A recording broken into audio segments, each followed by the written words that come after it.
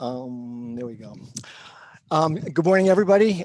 Today is June 29th, and this is the first meeting of the Legislative Task Force on Pupil Weighting that was created by Act 59 of this past session.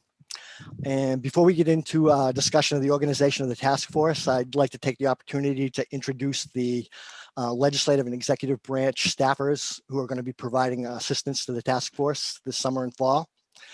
I don't know if you'll be able to pop up and see people or not, but I'll start and we'll see.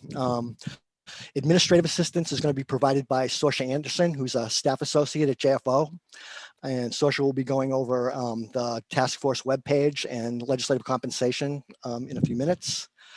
Legal assistance is going to be provided by Jim Dameroy, who's an attorney at Ledge Counsel. Jim will be walking through the enabling legislation. And technical assistance will be provided by four of us. In the executive branch, Brad James, who's the education finance manager at AOE, I think most of you know him, is going to be available. Brad's not here today, but I expect him to be available soon. I don't know if Jake Feldman is here this morning, but Jake is a senior fiscal analyst at the Vermont Department of Taxes. And then also for technical assistance from our office, Brianna Parker, who's our legislative fiscal data analyst, will be working with us. And I'm Mark Perrault. I'm a fiscal analyst at JFO that concentrates on education finance. So with that, Act 59 provides that the task force shall select co-chairs from among its 8 members at the first meeting, and that one co-chair will be a member of the House and the other co-chair shall be a member of the Senate. So with that, I'd like to open up discussion for nominations or election of the chairs, and I'll turn it over to you guys at this point.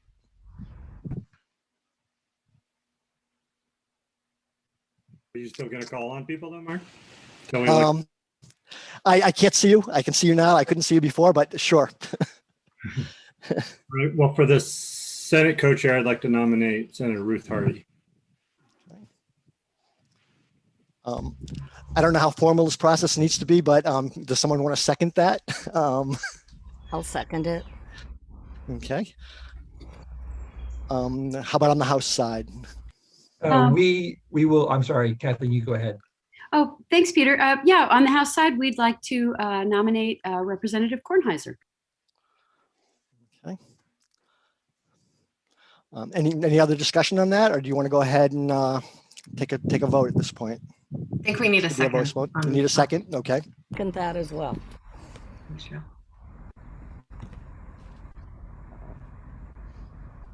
Do you want us to say anything about wanting to be co-chairs? If you'd like. I think we're game. Well, I can speak for myself. I think I'm game, and thank you for the nomination, Senator Perchlik. I will second what Senator Hardy just said. And I think this is a really exciting opportunity to dive into both issues of finance and issues of student experience and equity. And I think we have a really great group assembled here to do this work. Okay.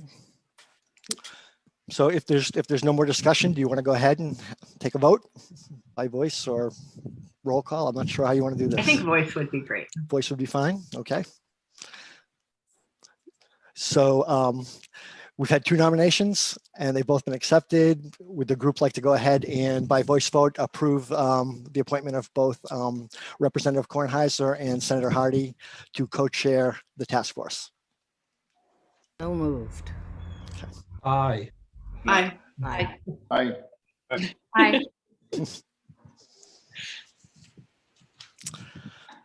Okay, so Representative Kornheiser, my understanding is you're going to be chairing today's meeting. And Thank you. Yeah. So, yeah. You So are relieved of your awkward duties. Thank you very much. So the next item on the agenda then is a review of the agenda. So I'll turn it over to you.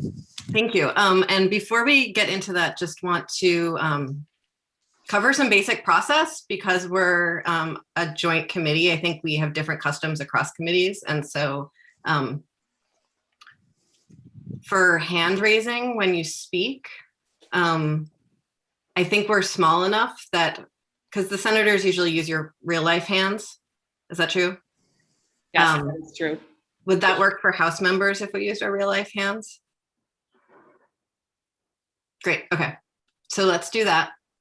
And then we would prefer to not use screen sharing except for Sorcia's going to give us a tour of the JFO website. But other than that, if people could use their own screens when we look at documents, I think that would be great. Is there anyone that doesn't work for?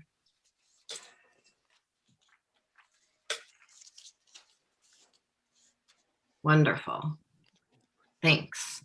And then my last process question for folks is, do folks want to introduce themselves to each other before we get started? I can start and then maybe call on the next person.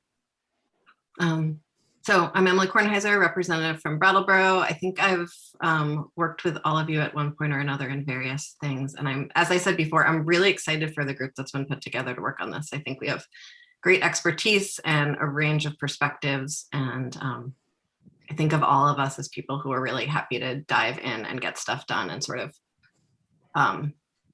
put other things aside for the work that needs to happen. So thanks all for agreeing to do this summer together. Senator Hardy, do you want to go next? Sure. Thank you, Representative Kornheiser. I'm Ruth Hardy. I'm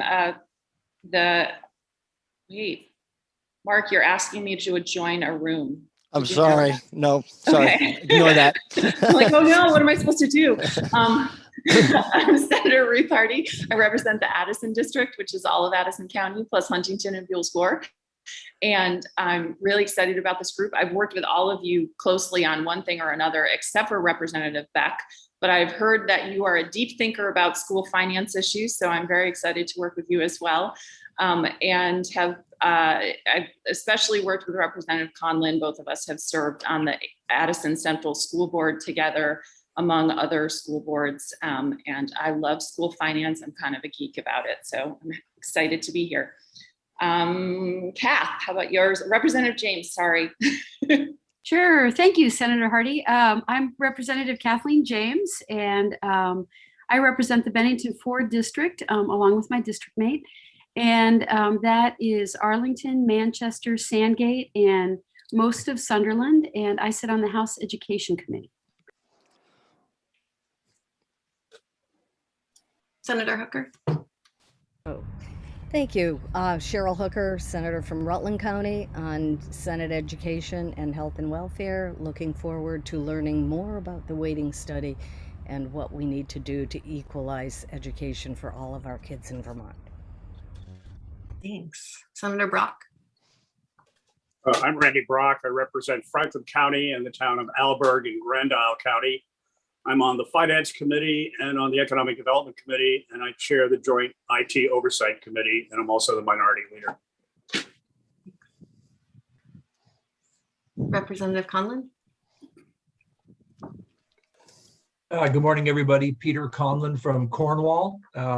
Sit on the House Education Committee and then continue to be a school board member over here in the Addison Central School District.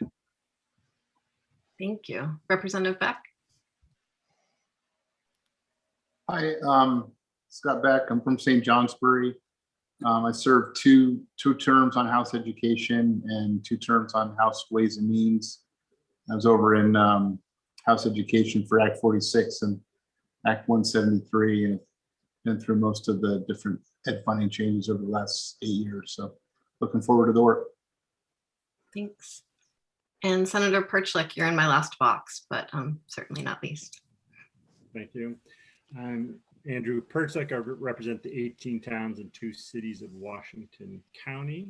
I'm on transportation and education, which I have been for the 3 years that I've been in the Senate. And all 3 years we've talked about the waiting study, and I'm looking forward to the opportunity to move forward and get to the implementation phase. Thank you. Also, I'd like to say it's like already 90 degrees at 9 o'clock in the morning at my house. And I think as long as it stays this hot, I hope people don't feel obligated to wear blazers or ties, because maybe you all have air conditioning, I don't. So Next up on the agenda is reviewing the agenda.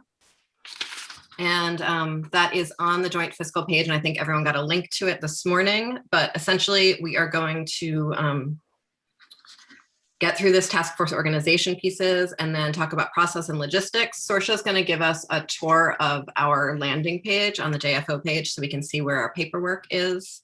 Jim Damaris from Legislative Council is going to talk through the committee charge and the statute that created this task force. We are going to discuss a timeline, a draft timeline work plan that Joint Fiscal came up with, and talk about logistics, frequency, length breaks, speaking of which we'll probably take a break at that point, a brief one. And then we're going to talk about the work of the task force, what the state of current law is, how we got here through the many changes, probably starting around Act 60, and do a review of the current data as it sits. And then, as with all of our meetings in statute, we are required to have a public comment period at the beginning or end of all of our meetings. And so we're going to put it at the end. And then we already have a few folks who have signed up to do public comment. For anyone who is watching and is not aware of the system for providing public comment, you email Sorsha Anderson in order to get the Zoom link and sort of the time on the agenda for public comment. And then finally, we will talk about future agenda items and meeting dates. And I imagine that each time Senator Hardy and I will ask all of the other members if there's particular witnesses that you're interested in hearing from at the next or future meeting, as well as particular topics that you think are necessary for us to sort of take as the next step. And then we will try to adjourn by 11:30, but might run to 12. I know everyone sort of has the 9 to 12 carved out on their schedule. And with that, if there aren't any questions, Representative Conlon. As we looked, well, I guess we can talk about this under future meetings, but what's our obligation in terms of meeting in person versus meeting on Zoom? Thank you for asking that. So my understanding of that on Friday is different than my understanding of that yesterday. And so Senator Hardy and I are going to look into that and understand that a little bit deeper. We know that a decision was made yesterday on it. And so I think there's still some stuff up in the air with regards to HR policy. And so more final information will be coming soon. Senator Brock, you are muted. Yesterday, the Joint Rules Committee met, and the decision was effective July 15. All joint meetings will be held in person at the State House. Yes, thank you. And so what that means for us and where we'll be and what that means for staff is stuff we will let people know soon. Sort of final details on that. And with that, I'm going to turn it over to Sorsha to give us a tour. Hey, hi all. I'm going to share my screen here. Most of you are familiar with the committee pages on the JFO website, but just in case you're not, I'll do a quick overview. So this is the JFO landing page. If you have committees and studies and scroll down a little bit to the task force, that will bring us to our page. At the landing page, we have a brief description of the task force, and a longer description is available. Underneath that are all of the committee members. There is a link to your profile on the legislative website. The featured resources are simply the last 8 documents that I have posted anywhere to the website. And we can also control those manually if there are some that should be highlighted on a more permanent basis.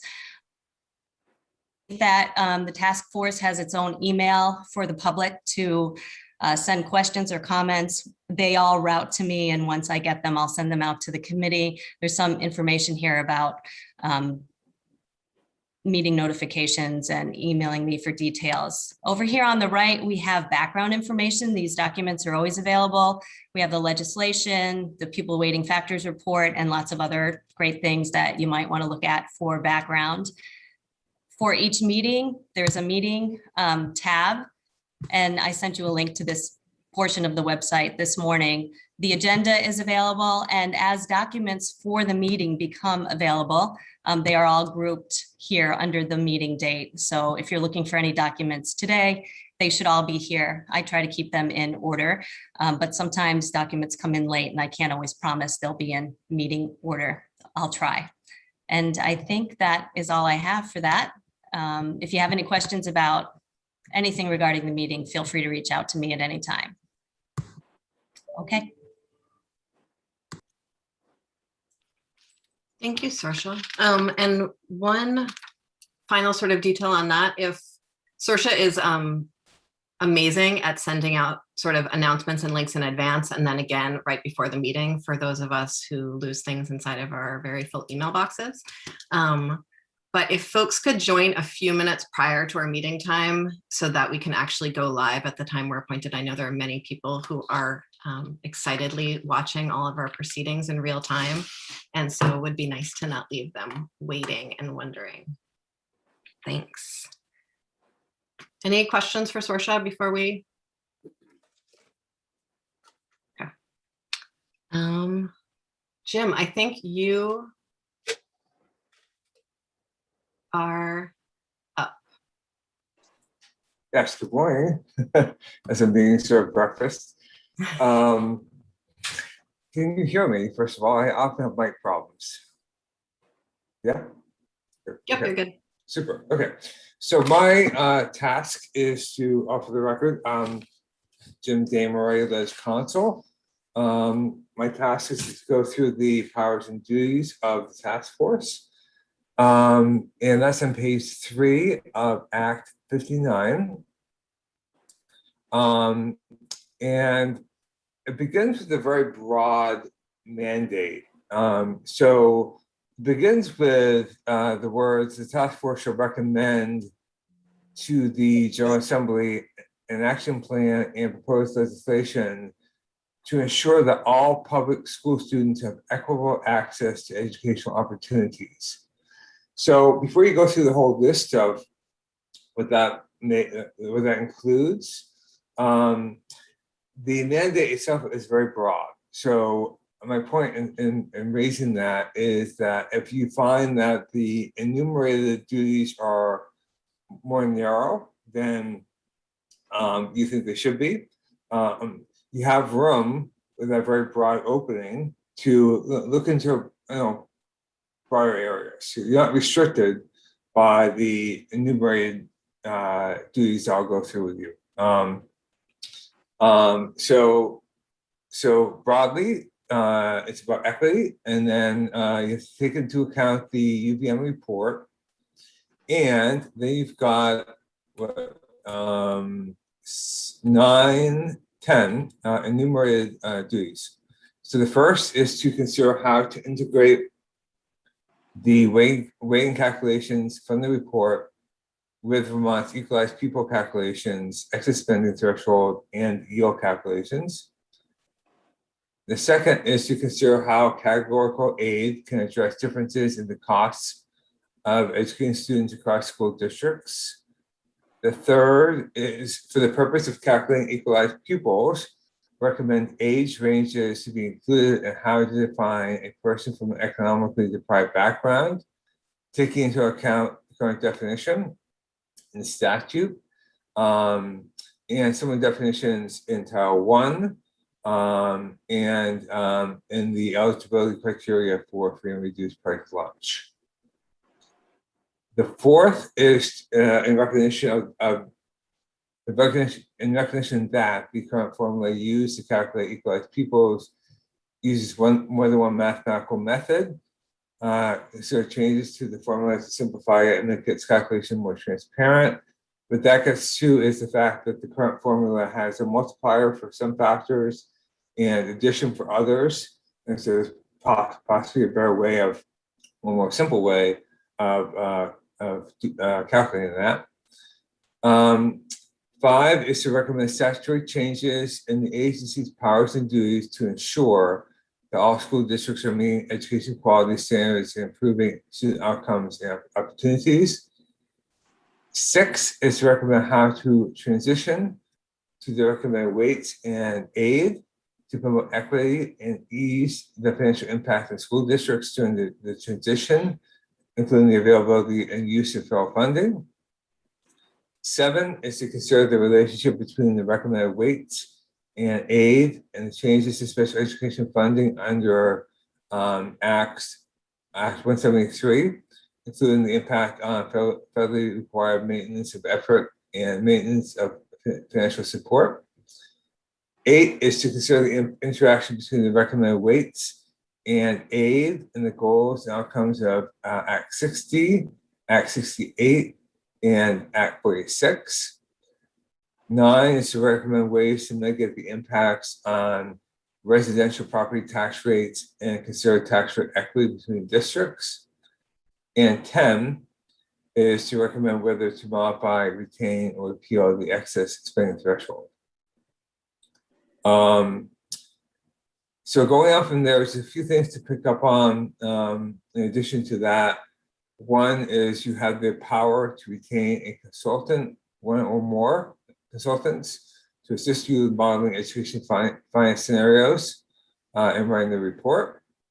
You're required to collaborate with various interested parties, including the State Board of Education, the Vermont Superintendents Association, Vermont School Boards Association, the Vermont Council on Special Education Administrators, the Vermont Principals Association, the Vermont Independent Schools Association, and the Vermont NEA. You are required to hold 2 or more meetings to share information and receive input from the public concerning your work, which may be part of or separate from your regular meetings. And you're required to include time during each of your regular meetings for public comment. Your reports due on or before December 15th of this year to the House and Senate Committees on Education, House Ways and Means, and Senate Committee on Finance, which has to include the action plan and proposed legislation. You were supposed to have your first meeting before June 1, but obviously that couldn't happen, so you're having it today. Majority will be the quorum. We talked about assistants already. You have compensation for 12 meetings, but no limit on the number of meetings you hold. And then just lastly here, a couple other things outside the task force itself. You've got a requirement that the agency work with JFO to create a user-friendly weighting factor simulator that will allow users to model the impact of proposed changes in weights on all school district tax rates.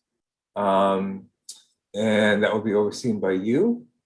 There's an acknowledgement here that further legislative action is required to implement whatever you recommend. And lastly, the excess spending moratorium has been suspended for fiscal years 22 and 23. Lastly, you have an appropriation, $25,000 for your expenses. That's it.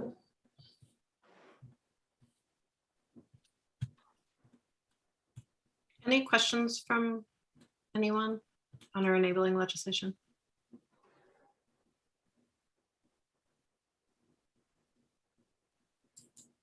Okay, thank you very much. Yep. And so from that enabling legislation, Mark and Brianna created a work plan. It's a draft work plan for us on a draft timeline.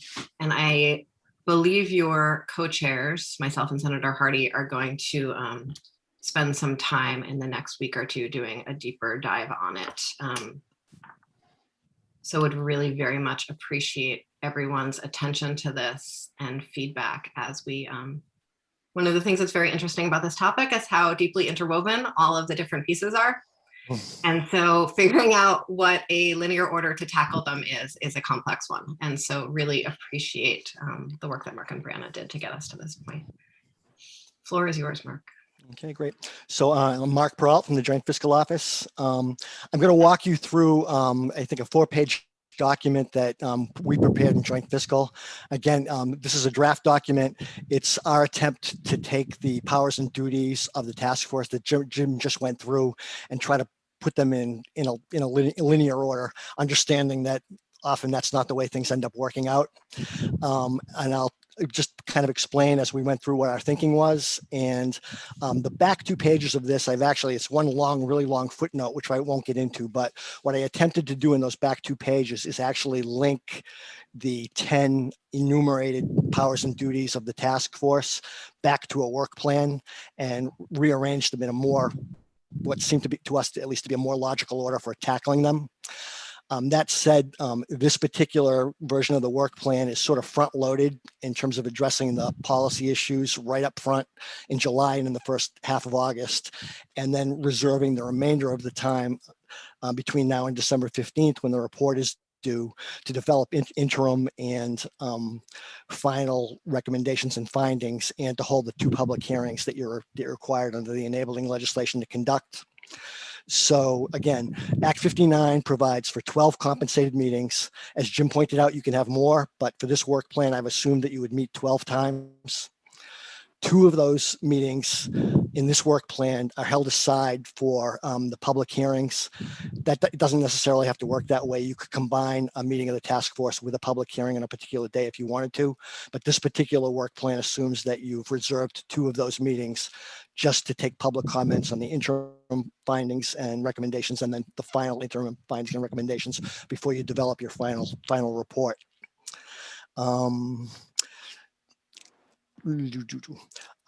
I guess, well, we're having our first meeting, so I'll skip over that. So in July, which is a pretty heavily loaded month in this work agenda, it basically tries to tackle the policy issues that are really the focus of this, which is how to ensure equitable access to educational opportunities, which, as Jim pointed out, is a very broad mandate.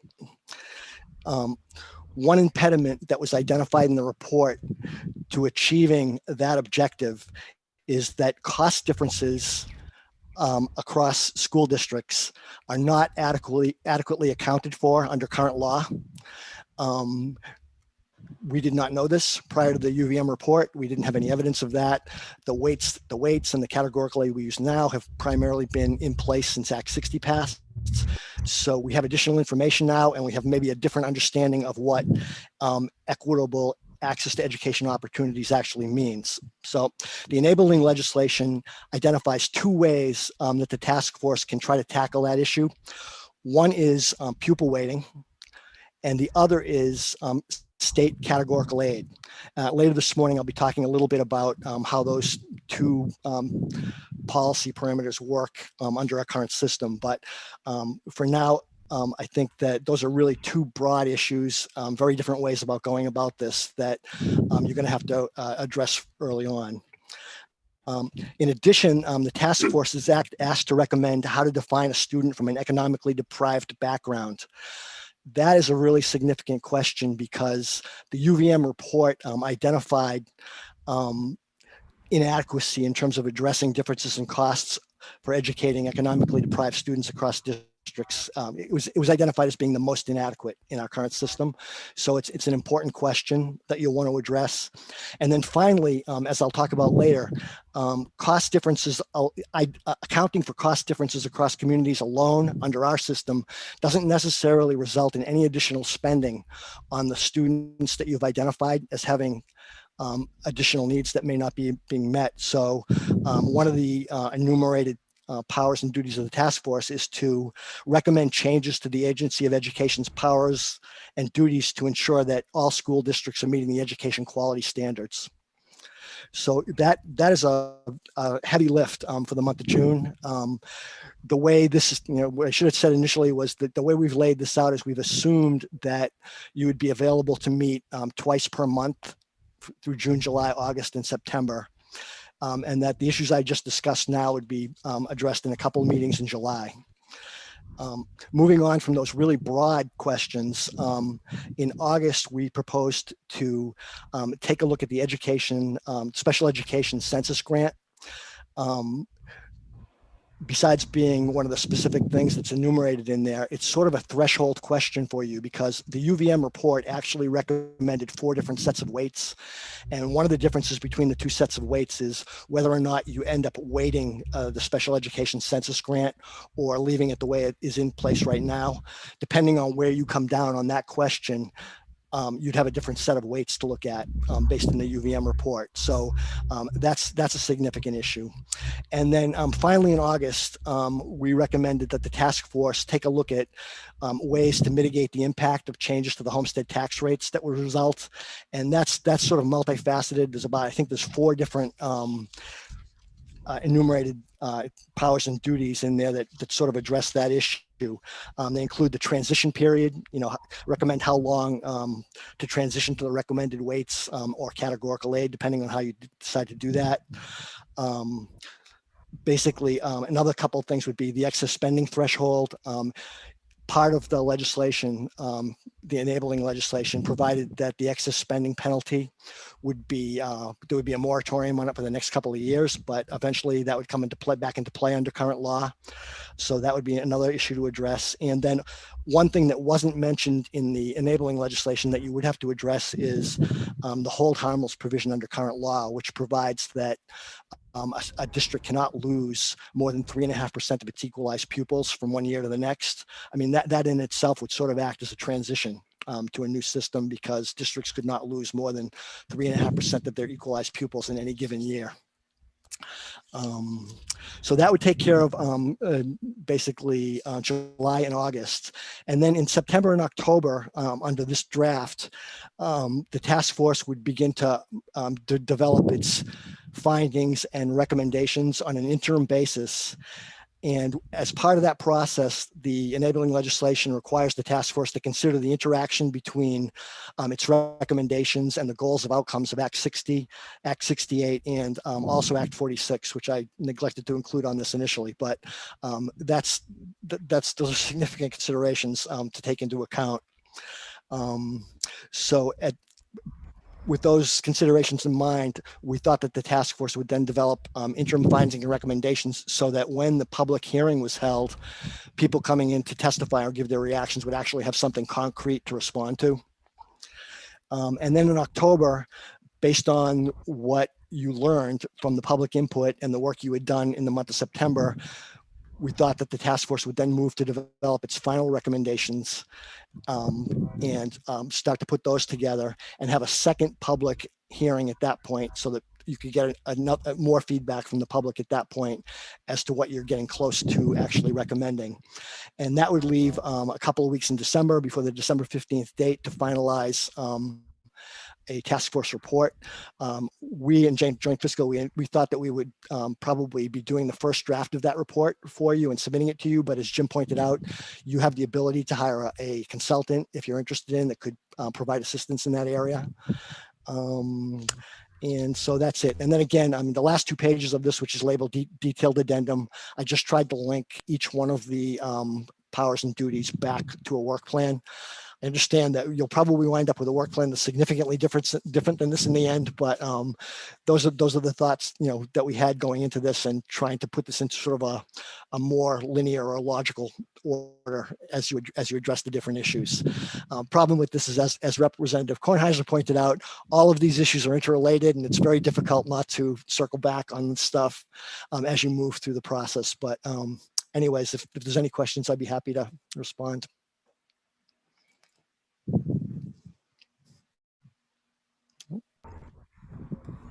Senator Hooker.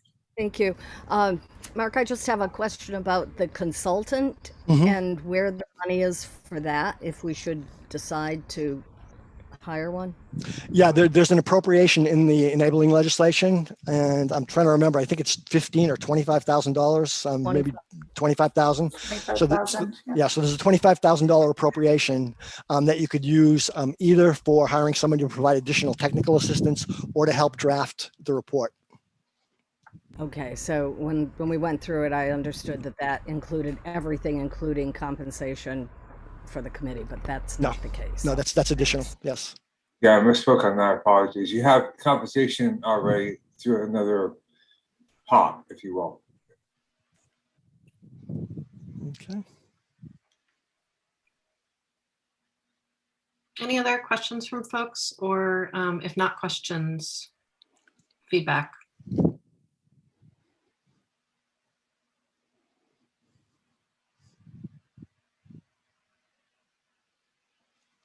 Senator Hardy.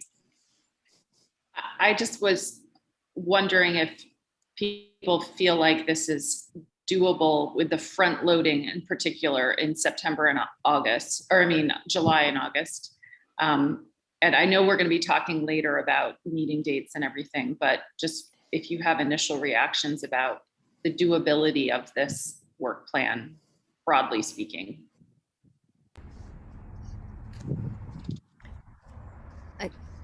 Senator Hooker.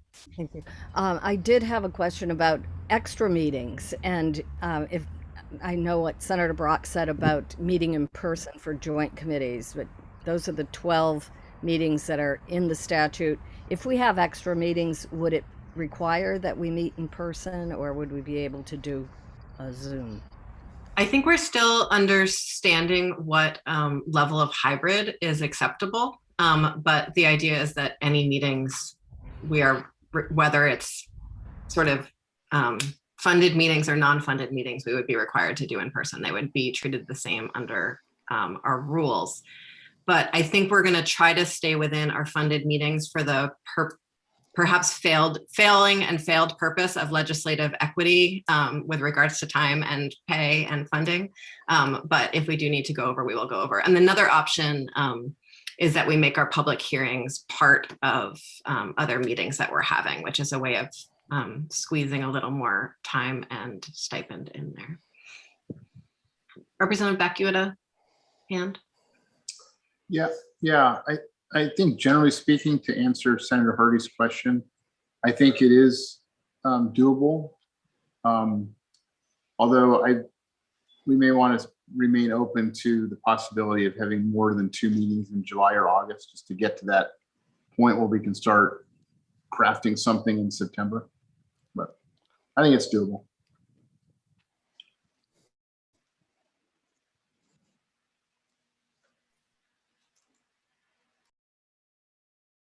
Thanks. And I think it's sort of worth naming now that I think some of us have spent more time in the last few months thinking about these things, and some of us have spent more time in the last decade or decades thinking about these things. But the list of resources that Sorsha ran through at the beginning are, if people have time to go deep into those resources, it would really add a lot of value to the conversations we're having. So we don't need to reinvent the wheel altogether, because much of this has been hashed out in previous conversations. Well, if folks have any other thoughts on the work plan, please be in touch with myself and Senator Hardy as we're sort of putting final details on it.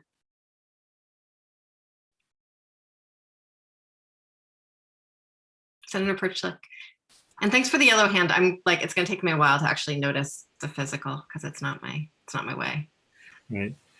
And I had a little internet bleep when you were giving the ground rule, so I didn't hear what you said about the hands, but I know you in the house like the little hands there.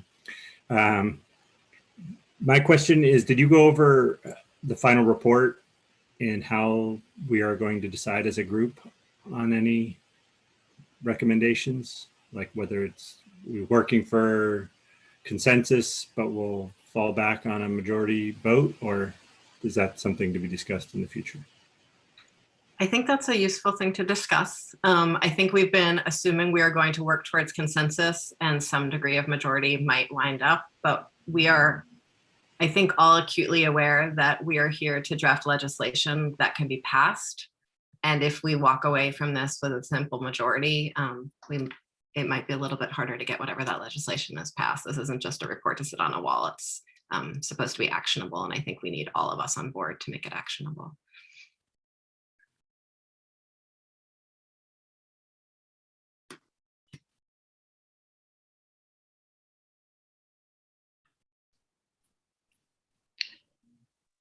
Senator Hardy.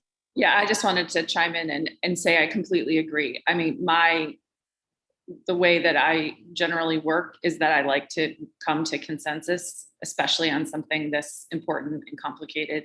And then the 8 of us are going to need to quote unquote sell whatever we come up with to our caucuses and our individual legislative bodies. And so we are going to really need to be able to at least feel like we can support what we all come up with and carry it through the next session. So I think it's really important that we come to consensus. And so that means working in a way that we all can collaborate and get along with our ideas and our priorities.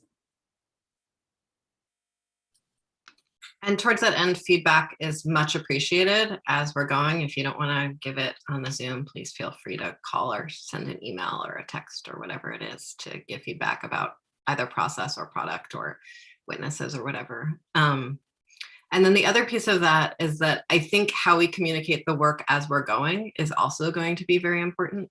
And so we'll be sort of brainstorming and thinking on some ideas for that, for how we can be talking to our colleagues as they go. I know I've already experienced a lot of interest from some of my colleagues that I talk to regularly. And so want to make sure that we're getting out clear information to people so that they are coming along with us as we move through these issues. Senator Brock? It's just something that's been in the back of my mind since looking at this. Everything that we're doing here seems to be focused on how we allocate money. And one of the problems about that allocation is that the actual execution rests with education authorities at the district and supervisory union level. And I always wonder that when we're moving the money around, whether or not it actually is doing what we think it's doing. What's to prevent, for example, a superintendent from taking the extra money that goes to one of those districts and using them to build a new football field, having nothing to do with the education of the kids in the district. There is in this, I see some measure of accountability in terms of results over time, but I think we have to recognize that it's going to be a considerable period of time before we actually see any results. And I do think it's really going to be important for us to think very carefully about what kinds of measurements we use and the time frame associated with seeing results from those in order to tell us whether or not we've actually done anything that makes any difference. That's just a background thought that I have in listening to this agenda today. Agreed. Representative Beck, would you like me to quote you, or do you want to say something yourself? No, go ahead. I'd like to hear it. I think that the educational quality standards that were in the statute that are in the work plan are a really important part of getting this done, to make sure that as we develop whatever system we have, it's accountable to the children first and foremost, but also voters and the taxpayers. And I think as we get into the legal background of this with Mark, Brigham was about access to educational opportunity. It wasn't actually about finance or taxes. And so I really appreciate it, Senator Brock, that you're bringing the children and the accountability around education back into this conversation, because I don't want us to lose track of that as we talk about dollars.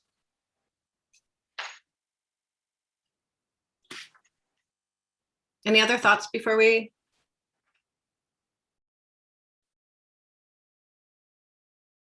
Okay, great. Meeting logistics and discussion, we've had some of that. I'm a super big fan of breaks.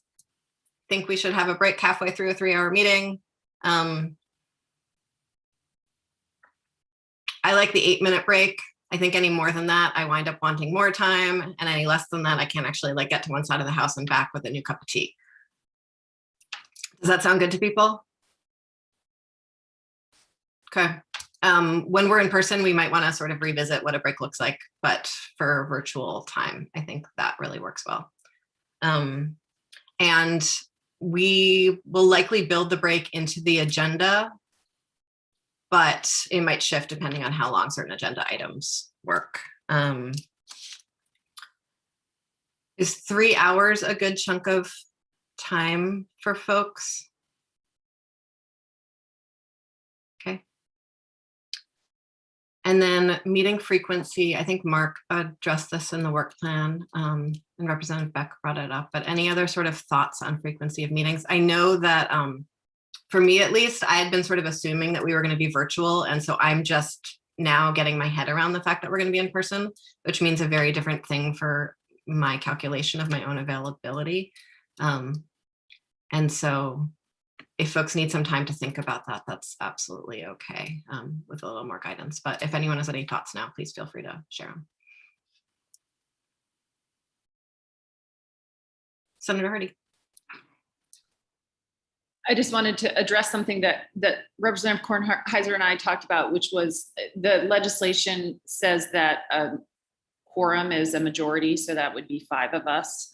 But we are hoping that we can have everyone at every meeting, obviously, and would really strive to have at least 7 of us there, because if we're going to try to have consensus and everybody on the same page, we need as many people as possible. So I would rather not have meetings with just 5 of us, because I don't think it will be as productive and fair to the group. So we'll try our best. I know July and August are busy for all of us who are just coming off a pandemic and hoping to get, visiting families, et cetera, in. But I also just want to make sure we're all at the table for this conversation. And I think also to accommodate any witnesses that we might have that are doing this of their patriotic duty, it would be really nice to set up all of our meeting dates in advance so we can all schedule around them, if that's at all possible. And so we are going to depend on the incredible organizational skills of Sorsha.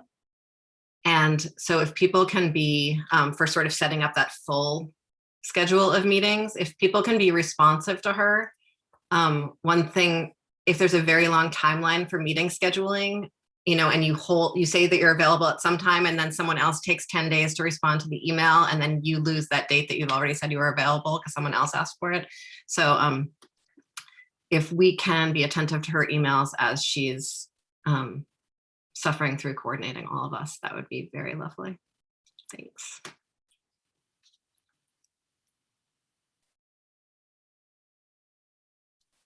No one else has any more thoughts on logistics?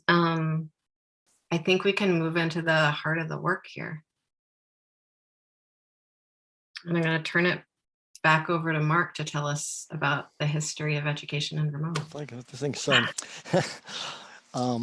Okay, Mark Perrault, Joint Fiscal Office again. What I hope to do in this section initially, at least, is to ensure that all of you have a common understanding of how pupil weighting and categorical aid function in the current law education finance system we have. So what I'm going to try to do is walk you through some really basic stuff, some fundamentals, without getting too deep into the weeds or the math or anything like that. This is really going to be really high level stuff.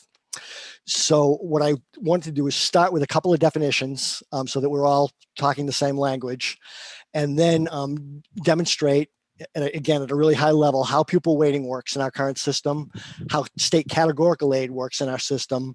And then I have, I added onto this just some takeaways from a recent 50 state evaluation done by the Education Commission on the States on how Vermont stands compared to some other states in the US. So starting with the definitions. It's really important to remember that although school boards propose budgets and voters. Mark, I'm sorry, I'm going to interrupt you. Just so folks know, Mark's working off of a document that is on the website that is labeled Current Law Context of Pupil Weighting. Mm-hmm. Okay, great. Everybody got it? Okay. So it's important to remember that although school boards propose budgets and they submit those budgets to their voters for approval, homestead tax rates are actually based on education spending per equalized pupil. So I just want to make clear exactly what those two terms mean, because it'll set up the discussion of how they work in our system. So education spending is basically the budget that's approved by voters minus a number of offsets. And I'm not going to go into all of them, but the ones that are important, I think, for consideration here are, first of all, federal aid. Secondly, state categorical aid, which is part of the discussion that you're going to have about addressing needs of underserved kids. Tuition revenues from other districts, prior year surpluses and deficits. So the point is that education spending is a smaller number than the budget, and it's made smaller by a number of things, including state categorical aid. So if state categorical aid were to increase, education spending comes down, tax rates come down, and I'll show you how that works in a minute. The second definition is, what is an equalized pupil? This is, again, really high level. For a detailed walkthrough with this, Brad James understands this stuff really well. It might be worth having him come in and talk about it at some point if you think it's important to your deliberations. But for my purposes here this morning, all you really need to know is that an equalized pupil is your average daily membership, which is determined through a census in the fall. That ADM is averaged over 2 years, and then it's weighted to account for higher costs pupils, which is the key here. Under our current system, the pupils that are given higher weights are secondary pupils, English language learners, low-income pupils, and kindergarten students who receive a fractional weight. And then one piece that confuses people sometimes is that when you weight ADM, you end up with a larger number than the actual number of kids we have. We divide that number by basically the fraction of weighted pupils, unweighted pupils over weighted pupils, to bring that number back down. So equalized pupils and ADM 2-year average are actually the same number. But if you look at an individual district, you would see some districts have more equalized pupils than ADM, and some districts would have less pupils than ADM. If that's confusing to anybody, I can show you a little example I worked up when we get finished here. So does anybody have any questions on either of those pieces? I know that some of you have spent hours and hours on this. Others may have not. I know that when I generally work in the building, a lot of people get tripped up on these two things, and they're pretty straightforward, but it's important to keep in mind when we get to the next two sections on how pupil weighting and categorical aid actually work. So are we okay? Okay. Senator Pritchett has a question. Yeah, Mark, are the red words, do those mean anything? Yeah, I highlighted them because for the purposes here, those are the significant parts that we're coming up with. As I mentioned earlier, that you have a broad mandate to provide more equitable access to education, and that enabling legislation identified 2 ways you can go about doing that. One is to increase categorical aid to provide additional assistance for kids that are underserved. And the other way is to change the way we weight pupils so that our weighting system better accounts for cost differences across communities. So I just wanted to flag those two concepts as we're going forward. It's going to be part of your discussion as you go forward, I think. And it's important to keep in mind how the two of them work differently. And so that leads into the next page on here, which talks about the impact of pupil weighting. And what I've done here is I'm going to show you how it works under 2 systems.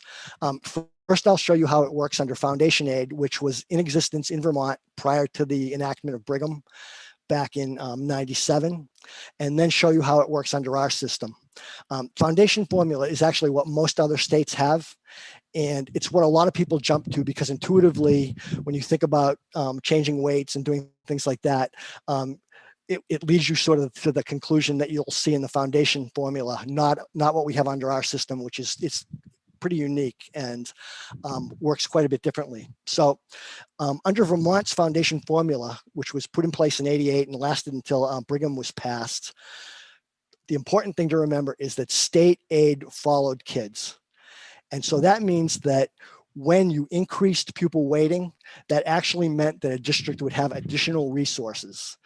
And if you want to just get into the equations for a little bit, the way it was determined was state aid equals your need minus your resources.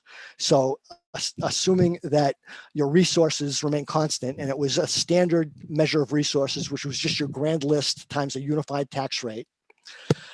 Then you looked at the resources the need that you had to fill with that money, and need was measured by statewide median per pupil spending times weighted pupils.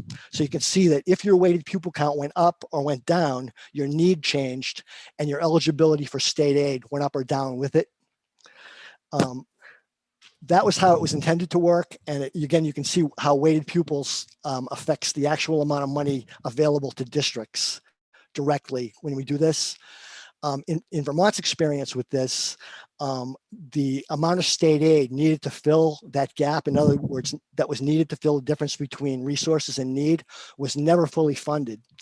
And some research I did when I was looking at this a while ago indicated that we were only appropriating about 40% of the money that would be needed to close that gap. So some districts were able to fully meet their need without any additional state aid. Other districts were only receiving about a very small proportion of the need that was identified under this formula. And many people have argued that that's what led to Brigham. We never really fully funded this formula, so that the districts that had need, that need was being unmet, and it was being unmet in a very significant way.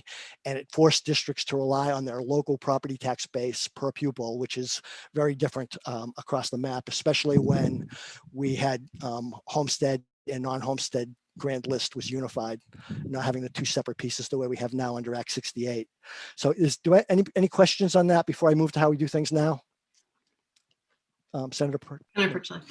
Yeah, thanks. Well, two questions on that. On the what was the standard tax rate, or was something that the legislature just created every year? Yeah, I'd have to go back and look at it. I'm not sure what it was. The point is, it was uniform across the board, so that it was a measure of fiscal capacity. Or was it what they picked it, kind of what they thought it should be? I'm not sure. I'd have to go back and look. In your comment about that we never fully funded it, or yeah, I'll say I don't know if you can say why that was. Was it just a budget? So they knew the number. So the number is X, but gee, that's a big number. So let's do X minus because we can't afford to do X. Is that what it was? I wasn't here then, but I think that had a lot to do with it. I think that unlike in our current system, if you reduce if you reduce support for education, K through 12 education in our current system, everybody is affected across the board. Under this system, some districts didn't really have any skin in the game. They were not in need of any additional state assistance. They could fully cover their costs with their own grand list at that uniform tax rate. So there was not enough support in the legislature at that time to fully fund the program. There were competing needs, the same way there are now for general fund uses. And the end result was that the state, I mean, it was actually, I think there was pressure at the time because in the analysis that I read, the percentage that the state was dedicating for this purpose was coming down at the time, prior to the time Brigham passed. So I think it was budget pressures and but the full needed dollar amount was a known amount. Like they knew what the amount was that they would need to fund to meet the needs. Well, it was based on statewide average, spending. So average per pupil spending. So again, they were both artificial constructs, but it was a way of trying to measure what the unmet need was in communities across the state. Representative Beck, did you have your hand up? Yeah, I just going to add in there when Mark got going, but yeah, it was just a political decision. I mean, you had legislators who it was more beneficial for their districts to keep the aid down and go on their own grand list than it was to have their rate go up to support a statewide aid program. It was political. Right. And if you remember, this was all prior to Act 68. So we didn't have a homestead grand list and a non-homestead grand list the way we do now. It was all together. So the disparity in your grand list per pupil was much, much bigger than it is right now, where we have a uniform tax rate on the non-homestead property. So, okay, so then moving on to our current system, again, to reiterate, under a foundation system, when you increase the number of kids through weighting, you're actually increasing the amount of state aid that would go to a district. Under our system, it doesn't work that way. We don't have a system in which money follows pupils. School districts receive state aid to fully fund their voter-approved spending, and each district's homestead tax rate is adjusted in proportion to its spending. So it sounds really crazy. I've talked to people when I've been at meetings with NCSL and things like that, and it sounds crazy to say it, but basically we fund whatever local voters want to spend on their schools, even notwithstanding the excess spending penalty. I mean, there's nothing there that absolutely stops you from spending. But what it does is it changes your homestead tax rate And it doesn't necessarily, under our system, provide any additional aid for kids. So in the analysis that you've looked at so far, that assumes that there's no change in behavior as a result of changing the weights, you can see that some communities would have a much higher tax rate and other communities would have a much lower tax rate because of the change in weighting. So you're giving a higher weight to some districts and a lower weight to other districts. What that's doing, unless you get to the next step, is just changing the homestead tax rate. There's nothing in our system that would guarantee that additional money would get to kids that are being underserved under that system. Now, I think that it's fair to say that that's probably not what's going to happen, but it's very difficult for us to figure out behaviorally how districts would respond to changing tax rates. We did an analysis back when Act 60 first passed that we kept current for about 5 years. And what happened was that, and there was much greater disparities back then, which is a caveat you need to keep in mind. But what happened back then was that districts that had a lower tax rate as a result of the implementation of Brigham basically split the baby, and they used some of the money to increase spending and some of the money to bring down tax rates. Again, tax rates were very high back then, so it's not necessarily something that would happen now, but that's what happened. And the districts that were spending very high amounts of money and had a high tax rate, they initially brought their spending down a little bit, but not very much. Spending is very sticky coming down. And after about 5 years, things sort of settled into where we have right now. And we have fairly significant disparity in spending across districts right now, in spite of the fact that you can get that you get the same tax rate for the same level of spending. Some of that might be attributable to the fact that we're underweighting some districts and overweighting others. But I think Brianna will have some information that she can show you. And when we look at spending and we divide districts up into quartiles, it doesn't seem to be related to whether you're overweighted or underweighted, how much you spend per pupil. So it's something to keep in mind going forward.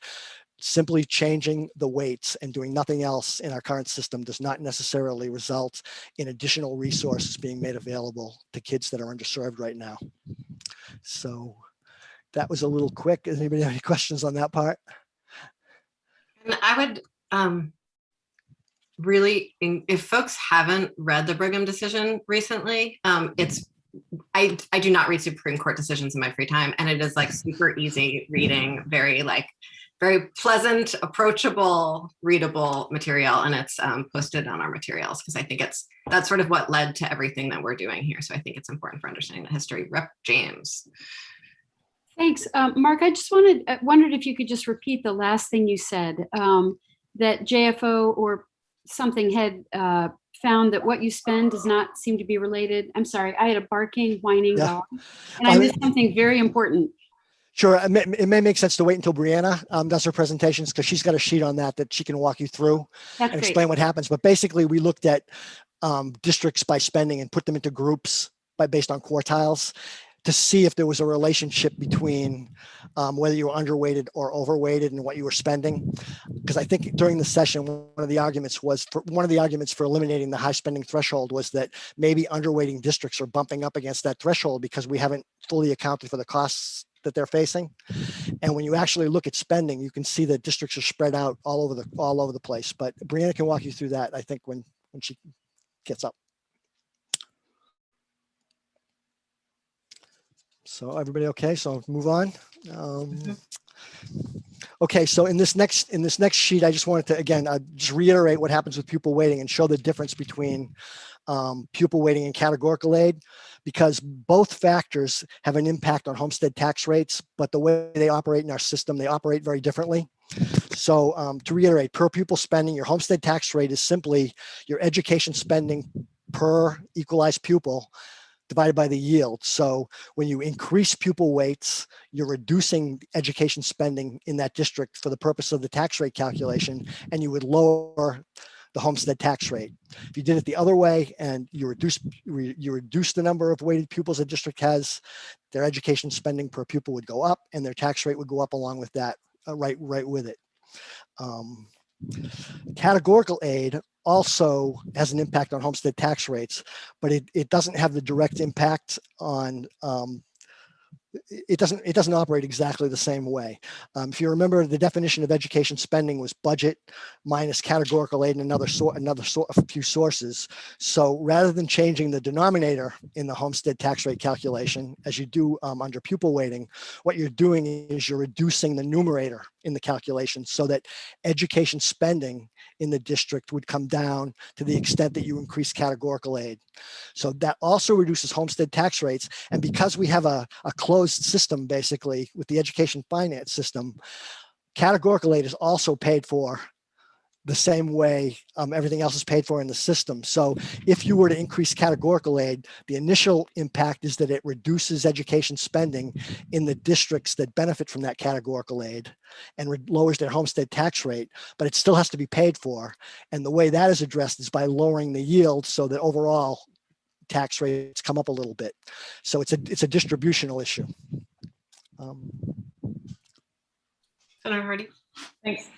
Mark, could you explain, you mentioned that it's a closed system, so it's all interactive with each other. And in the pupil weighting, if District A gets more weighted pupils and District B, their weighted pupils are unchanged, Right. What is the impact of the more weighted pupils in District A on District B? Right. So the way the system works is we have to raise enough money to balance the education fund. So school districts determine how much they're going to spend, and from that amount, we know we have non-property tax revenues that can partially pay for those services. What's left over is all going to show up on either the homestead property tax rate. So the same amount of money has to be raised. Okay, so when you change the weights, what you're doing is you're changing where that money is going to come from. So if a district loses weighted kids, they're going to pay a little bit more into the system, and and the other way, you're going to pay a little less into the system. We're going to raise the same amount of money at the end of the day, but it's going to come out from different taxpayers, from different communities, based on whether they benefit from the change in the weights or they end up having to lose kids. Does that make sense? Yeah. So what happens if a district it doesn't have a change, if the weights don't impact them, like that they don't have, this district has more weighted students, but this district has the same number of students Right. after we make changes? Right. So it's a complicated question. We'd actually have to have Brianna do the run to find out, because Right. when you change tax rates, you're raising money from different communities. So some communities have a really healthy grand list per pupil, and other districts have a really low grand list per pupil. So depending on where the rates are going up and where the rates are going down, you're going to have a different amount of money coming into the fund with a specific yield. Okay. So Brianna would run that. So everybody's potentially affected.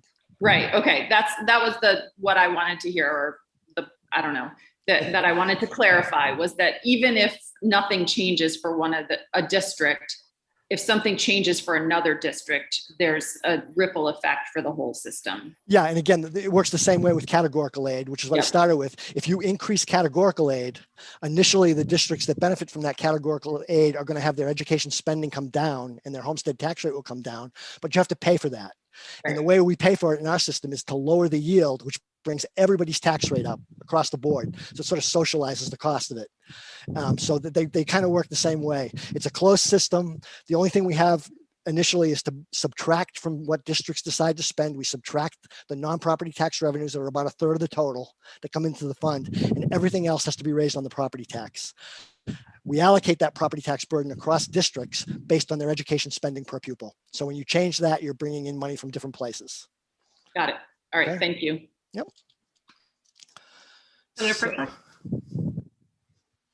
Thanks. I had questions on categorical aid. Do we do categorical aid now? Yes, we have categorical aid now for special education, small schools, transportation. I think early education, there's one. So there's some other small ones, but the big three are special ed, which is by far, it's like 10% of the total spending. It's a big, big number.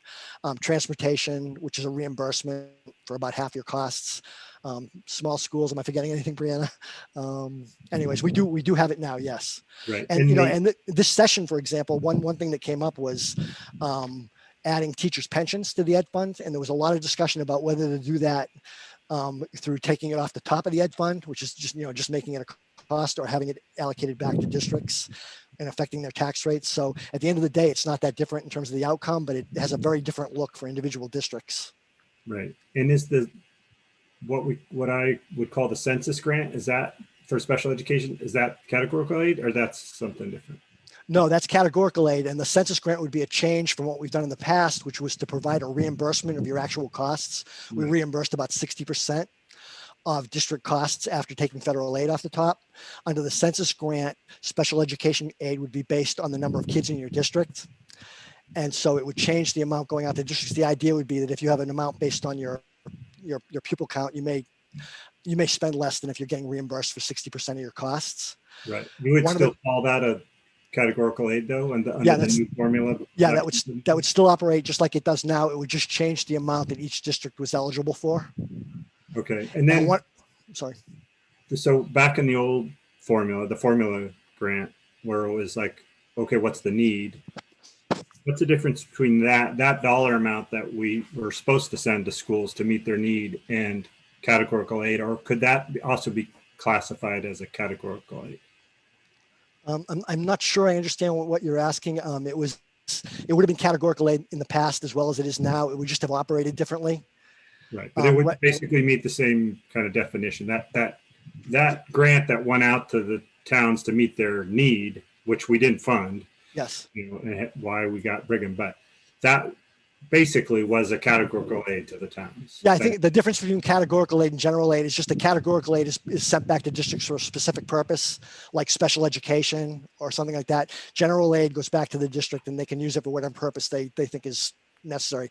And that's a good point, because that's one of the issues you're going to deal with here, because in my mind, like the main difference between adjusting for these costs through the pupil weighting or doing it through categorical aid is governance, because categorical aid has to be used for a specific purpose. If you change the weights, that just means more money would go back to the district through the education payment, which can be used for any purpose. Right. But I think my experience that people are categorically opposed to categorical aid because of some of that governance issue or past experiences with it, where when the amount is not the right amount. But if it was just sent back to the towns as a grant or as like a reimbursement, I guess we wouldn't call it categorical aid. We would just call it aid or something. I would think it's probably categorical aid. And again, the difference is that under the foundation formula, categorical aid would have actually resulted in lower, in addressing your need, and you would have got the additional money. Under our current system, categorical aid does the same thing in terms of the individual district, but it's paid for out of the education fund. So other education property taxpayers pay for it. It's not coming out of the general fund, which is the way the foundation worked. The foundation formula required a general fund appropriation every year to meet that need that was identified.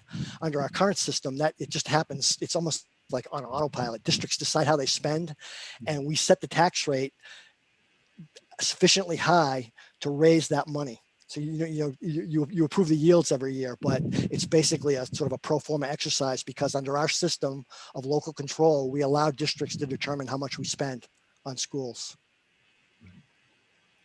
Thanks. Senator Hardy. Senator Perrault, I think what you're asking about is the foundational aid grants in the old formula. Those, maybe you already understand this, but those would be general aid, not categorical aid, because they can be, as Mark said, it can be used for anything. And categorical aids are super specific, like it has to be used for special ed, it has to be used for transportation. There's a tiny little categorical aid for school lunches and school breakfasts, for example, and those kinds of things, but they're very designated in the statutes about what they can be used for. So it's not just a grant. Well, yeah, I guess my kind of question in my mind was, could you do categorical aid where the category was education spending? So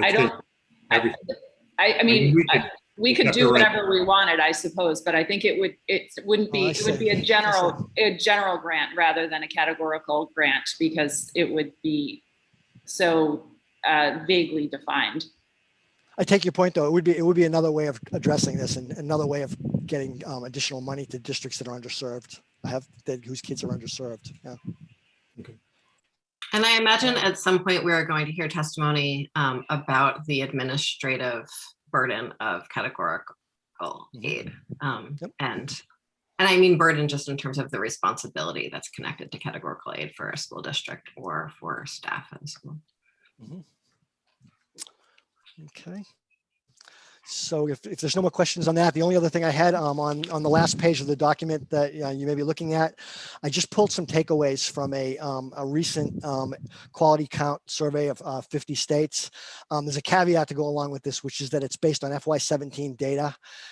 So it doesn't include a lot of the impact of Act 46, which would actually impact this in a couple of ways. But when regional costs are considered, this survey found that Vermont had the highest per pupil spending in the country at $22,500 per kid.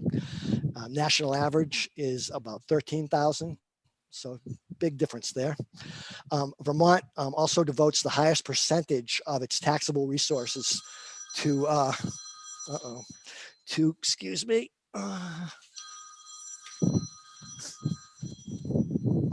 Can't find my phone.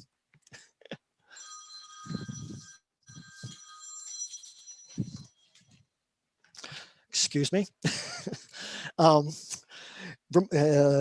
So again, we devote the highest percentage of taxable resources to K through 12 at 5.5% a year. Only 3 states, Alaska, Vermont, and Wyoming, provide higher funding for property poor districts than for more affluent districts. And a significant one for your purposes is that Vermont has the second highest gap between its highest and lowest spending school districts at almost $13,000 a kid. And this is 25 years post the implementation of Act 60, which was intended to address some of that concern. Again, the caveat here is that this is based on 2017 data. So we would expect that divergence between highest and lowest to close up a little bit because districts have merged and they would be merging towards an average tax rate. But it's still pretty striking that we have that big a difference in spending across districts. Representative James. Thanks. Mark, could you remind me how you define regional costs or what you mean when you say that that's taken into the equation? I think it's cost of living, cost of teacher salaries, that kind of thing, but I have to go back and look. There's a lot of, it's a pretty detailed study, so I could pull out the definition for you if you want as to how that's determined. It's a contextual thing. Yes. Yeah. And again, I could pull out the one that wasn't regional adjusted, and I think we were 4, something like that. We were ranked 4 in the country if you hadn't adjusted for regional differences in costs. But I'm guessing because we spend about 80 to 85% of school spending is covered teacher salaries and benefits, that that's basically where it may show up.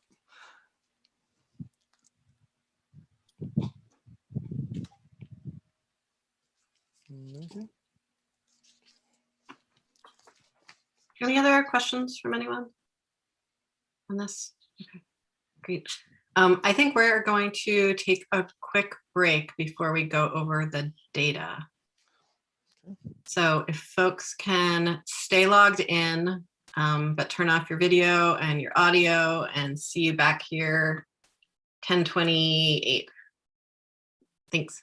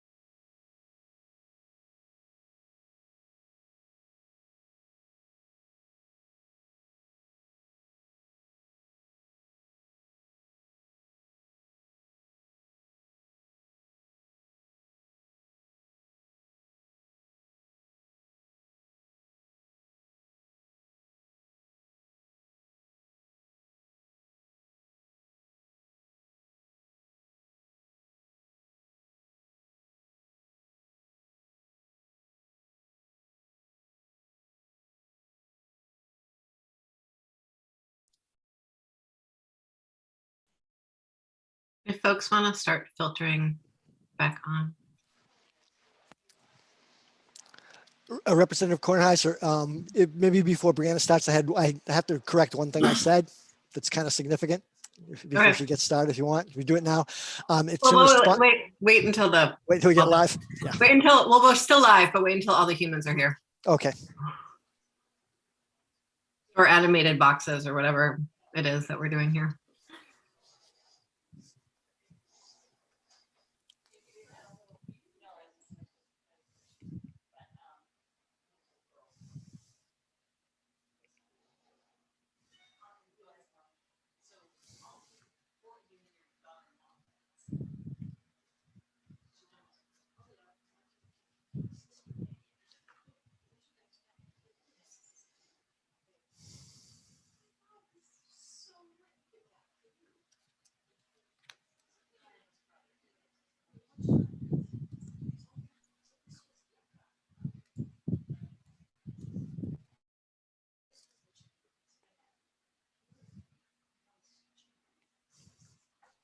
I think we can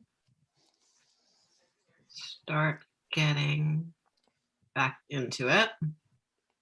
Mark, you wanted to share something with us? Yeah, my response to Senator Perchlick's question, I think I included the small school grant as an example of categorical aid. And it's actually an example of aid that goes out that doesn't have to be used for any specific purpose. So, his question about whether or not you could use aid that wasn't categorical and send it back like that, I think is yes. And that's an example of it. Thanks. He's the one person I'm not sure is back with us. So I'm sorry that I can follow up with him. Follow up with him, please. Thank you. Appreciate you jumping in to clarify that. Yeah. I mean, I think it's significant. I hadn't thought about it that way before, but it is a form of aid that's not categorical aid that goes out and could be used for any purpose. So. Absolutely. So I think we are ready to turn it over. Senator Hardy. I just want to say it's categorical on the other side, though, that there are certain things that you have to do to qualify for it. So it's yes, categorical right. on the sort of qualification end of it, but not the spending end of it. It's not right. just the general, like, here's money kind of. Right. Not everybody's eligible for it, but unlike special education aid, it doesn't have to be used to reimburse the specific costs like transportation aid or special education. It can be used for any purpose. So I thought that was what Senator Perchlick was trying to get at. That's a good point. Did you hear what he said, Senator Perchlick? Mark. I did not. Okay, so just to reiterate briefly, I think I mentioned to you when I was trying to answer your question that small schools was an example of categorical aid. And in fact, small school aid can be used for any purpose once the district receives it. So not all districts are eligible for small school aid, but once they get it, it can be used for any purpose that they want. So it's not like special education aid, which is a reimbursement for a specific cost, or transportation aid, which is also a reimbursement for a specific cost at the local level. Can I follow up on that? Is that okay? And is that's not a formula though, right? That's just a flat, the small school grants. It's just a number. It's changed over the years, but I think it is. You have to meet certain criteria in order to be eligible, and I do think it varies by district. So I'd have to look. I don't want to answer off the top of my head, but is the dollar amount the same for, like, you either, if you qualify you get X? It's not like within the small schools they get different amounts. I think they do get different amounts, but again, I'd have to go back and take a look, see what the formula is. It's not a big amount of money, but in the ed fund, in the big picture. But I can check that out for you and get back to you. It is different amounts, and then there are districts that qualify for it because they were turned into merger incentive grants too. Right. So some of them are no longer tied to the whole concept of a small school. It's for districts that were small schools that merged and were allowed to keep their grants as an incentive for doing so. And then we changed it slightly even further this year. So why don't we put a placeholder on that? And that's something we can dive a little bit deeper into once Mark and or Brett James can spend a minute to prepare for it. Anything else before we start looking at some numbers? Okay, thanks, Brianna. And I think we're going to spend a lot of time looking at different models that Brianna runs for us during this time and looking at data.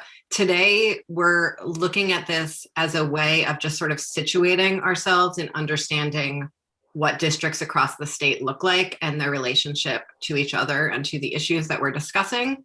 And so some people might be more familiar with just their specific district and the numbers on their specific districts. And I think it's really helpful to sort of see the whole sum of it in order to, before we really begin our work of diving in together.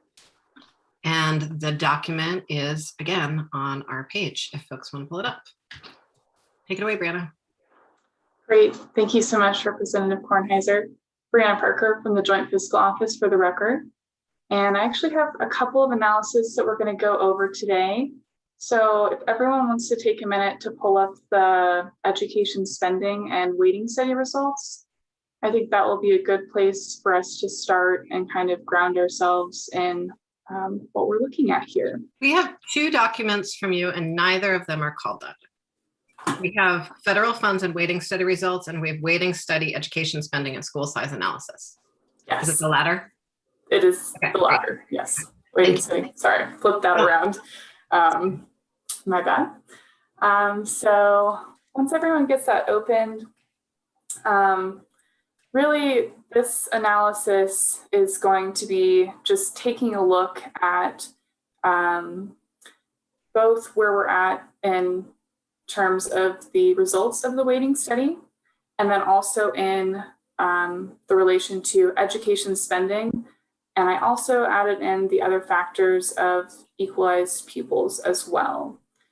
And so just to kind of orient us, the way that I'll be referring to the results of the weighting study is going to be by increase and decrease in weighting. And those are going to be in respect to the difference between what we have as current law and then the change to what the simulated weights would be. So for example, if a district is going to have an increase in their weighting, then if education spending stayed constant, they would experience a decrease in their tax rates, just to kind of orient ourselves there. And also going into this analysis, there are several kind of assumptions or factors that we had to incorporate in order to do the modeling. And several of these are actually policy decisions that you all will be looking at throughout the coming months here. And so this analysis was initially conducted last year. The analysis originally was done by Chloe Wexler, and we've done some kind of further deep dives into this. So these results are published on our website as well. So really one of the key assumptions that goes into this model is the determination of which set of weights to use. In the report, as many of you know, there are actually different simulations on variables that go into determining which set of weights to use. And so really kind of the key differences in the sets of weights are how we treat English language learners. So whether that's a direct weight or using it as a categorical aid program. So that's one policy decision. And the other one is how we treat the special education census grant. So whether that is kind of maintained in the current form or if that is adapted and we adopt a different set of weight. And so the kind of name for this simulation that is incorporated into this particular analysis is simulation B1. And so that is going to factor in the Vermont specific school level weights for English language learners and keeping the special education census grant. And so that's kind of one of the big influences here into this analysis. The results would generally be the same, but the scale or the magnitude of the changes would be different. Another consideration is that this is on FY20 data. And so one of the reasons we chose this particular year is because it's the most complete data set we have as of right now. And also because it is pre-COVID-19, right? So we've seen a lot of really significant changes in education spending, and I'll go through analysis after this, looking into some of the federal aid that was really unprecedented, especially in the current fiscal year. And so this data set does provide a pretty good baseline for looking at the impacts of what weighting would do, you know. That being said, we can look into updating it to more recent years. Again, it will change the magnitude, but the kind of overall implications are likely to stay the same. And because this is a long-term policy decision, it would be advisable to think about it in those broader senses rather than looking at the minute changes from year-over-year fluctuations that we see naturally in education spending. Another point that's really important to keep in mind is that in order to model this, we had to just take a baseline education spending. And so this doesn't factor in any of those behavioral decisions that we are likely to see if indeed we adopt the weights and kind of reshuffle how the funding is distributed. And so in effect, we would likely see some different decision-making, but in terms of modeling, we can't predict the future. So we're using kind of a baseline for what we know and have some solid data on. So that's an important assumption to keep in mind as well.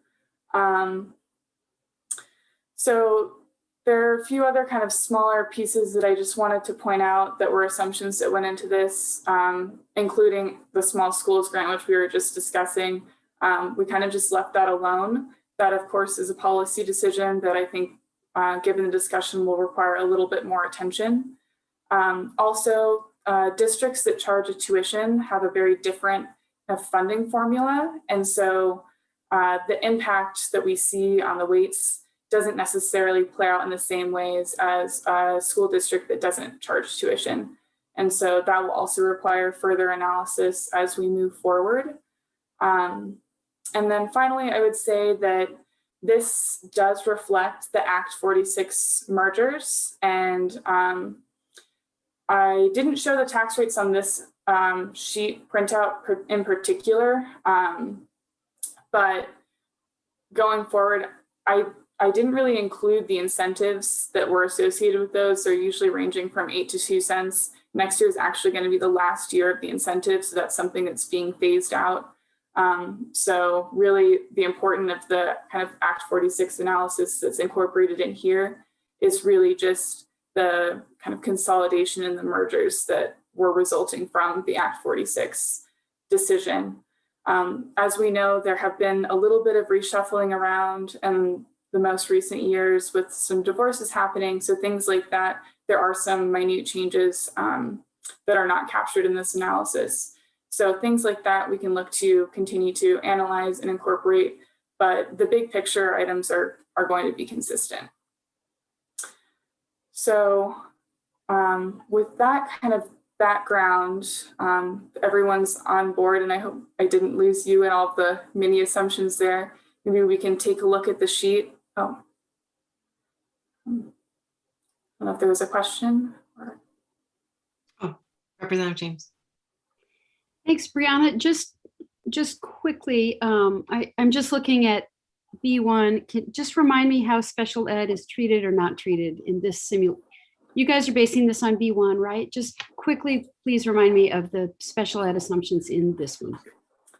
Yes, so in B1, the special education assumptions are that they would remain, they're controlled for, meaning that I believe they would stay consistent. And so that is a policy decision. And in this particular analysis, they are consistent with how they are currently treated. How they're currently treated, not as they're proposed to be treated under the census grant. Yes, and we would have to do further analysis to look into that one. Thanks.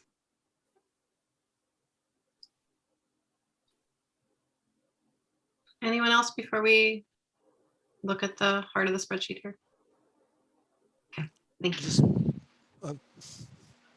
Go for it, Mark.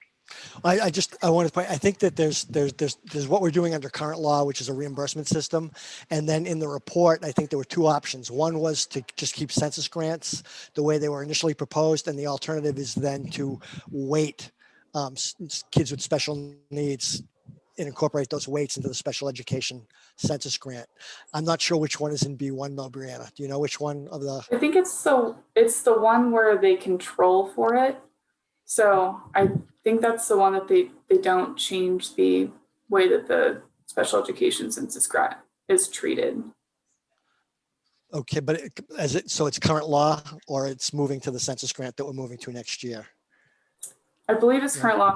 I maybe we can come back to this. Okay, I can look while you're talking too. Be clear on it. Thank you. Yep.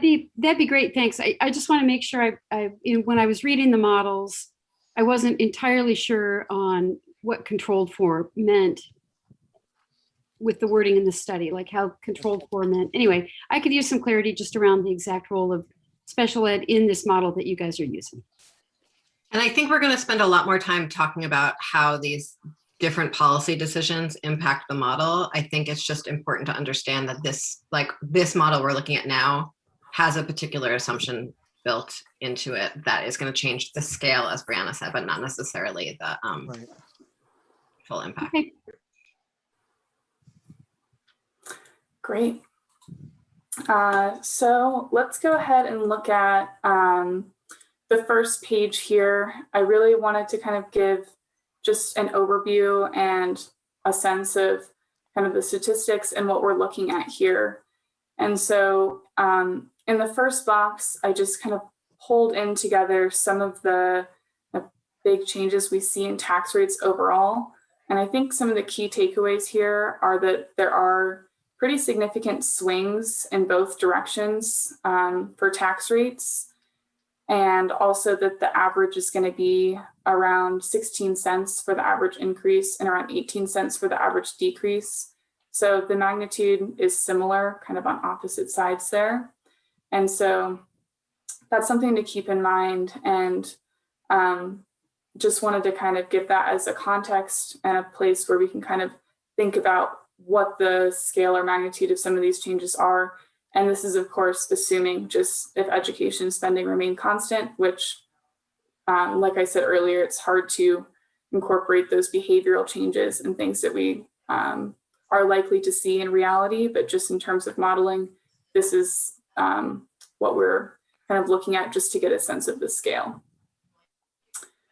And then looking into kind of further analysis on education spending, what I did was I broke it into quartiles. And so just to kind of look at what the average is, about $16,657. And so in the table you can see there, I color coded the below average to be in yellow and the above average to be in green, and then broke down how many districts fell into each one of those groups with respect to their weighting study results. So whether they will experience an increase from current law or a decrease from current law. And I think one of the interesting takeaways here actually is that there's not really a clear pattern that jumps out. It really is pretty evenly distributed across the different quartiles.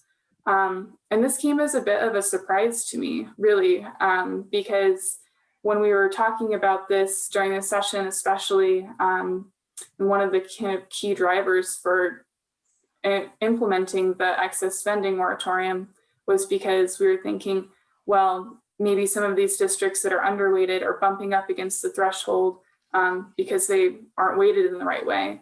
But this analysis kind of flies in the face of that, just because it shows that there are pretty, even distribution of the school districts that are going to experience that increase in weighting or that have kind of that mismatch. So I thought that was kind of interesting looking at that. And so that's kind of the high level. And then if we want to jump down to the next 7 pages, that's where we can start to get some of that breakdown. And just to orient everyone, I organized this alphabetically by county, just so that it would be easier to kind of find your districts or the people that you represent. And then looking at it, going across by columns, 1 through 3, the ones that I color coded in pink, those are going to be all of your location identifiers. So the county, the school district, and then the towns that send students to those school districts. And then moving across the page in column 4, we have the equalized pupils just under current law. So about how many students they would have there. And then I also included the education spending per equalized pupil as color coded as I described earlier. So just kind of taking a glance at that, you can see approximately how the district is ranked in respect to the quartiles. And then finally, moving across to the last column there in blue is the weighting study analysis. And so again, this is the kind of nomenclature that we settled on with just the increase and decrease in spending. I'm open to ideas if anyone has those, because I oftentimes have to kind of say to myself in a sentence, so from current law, these weights are decreasing because of the simulated weights. So if there's other ideas on how to refer to that, I am open to it, but that's just kind of how I've been thinking about it. So I wanted to kind of lay that out so everyone can have a common understanding and a sense of what we're looking at here. So maybe I'll pause there and see if there are any questions, comments, discussion.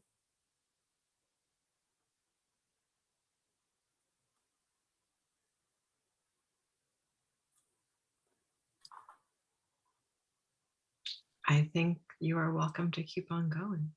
Okay, great. Well, I think those were really the big things I wanted to highlight on this analysis. I know there's a lot to digest there, so please feel free to reach out and email me with questions or comments if anything comes up as you're kind of looking at this and digesting it further. But with that, let's go ahead and move on to the next analysis that I provided. Sorry, let me look at the agenda to see what it was actually labeled here, but it's the COVID-19 federal funds and weighting study results. Give everyone a minute to open that up.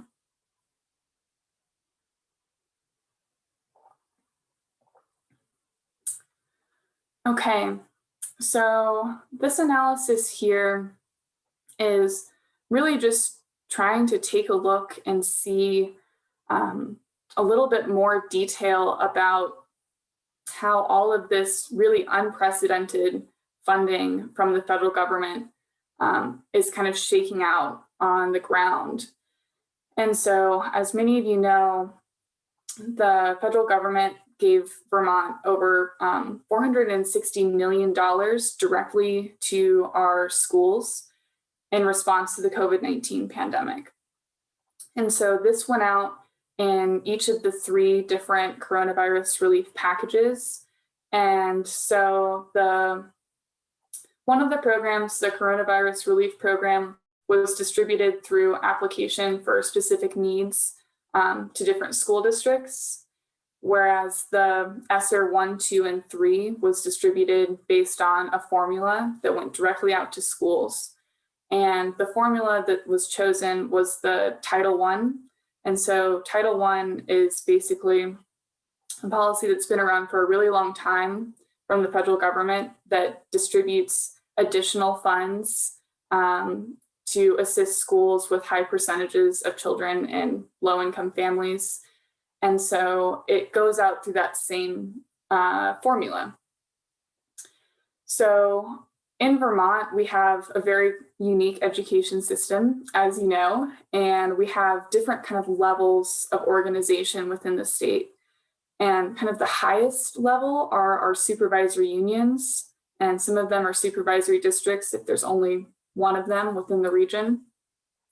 And so that is what is recognized by the federal government as kind of the local education agency, as they refer to it in their statute.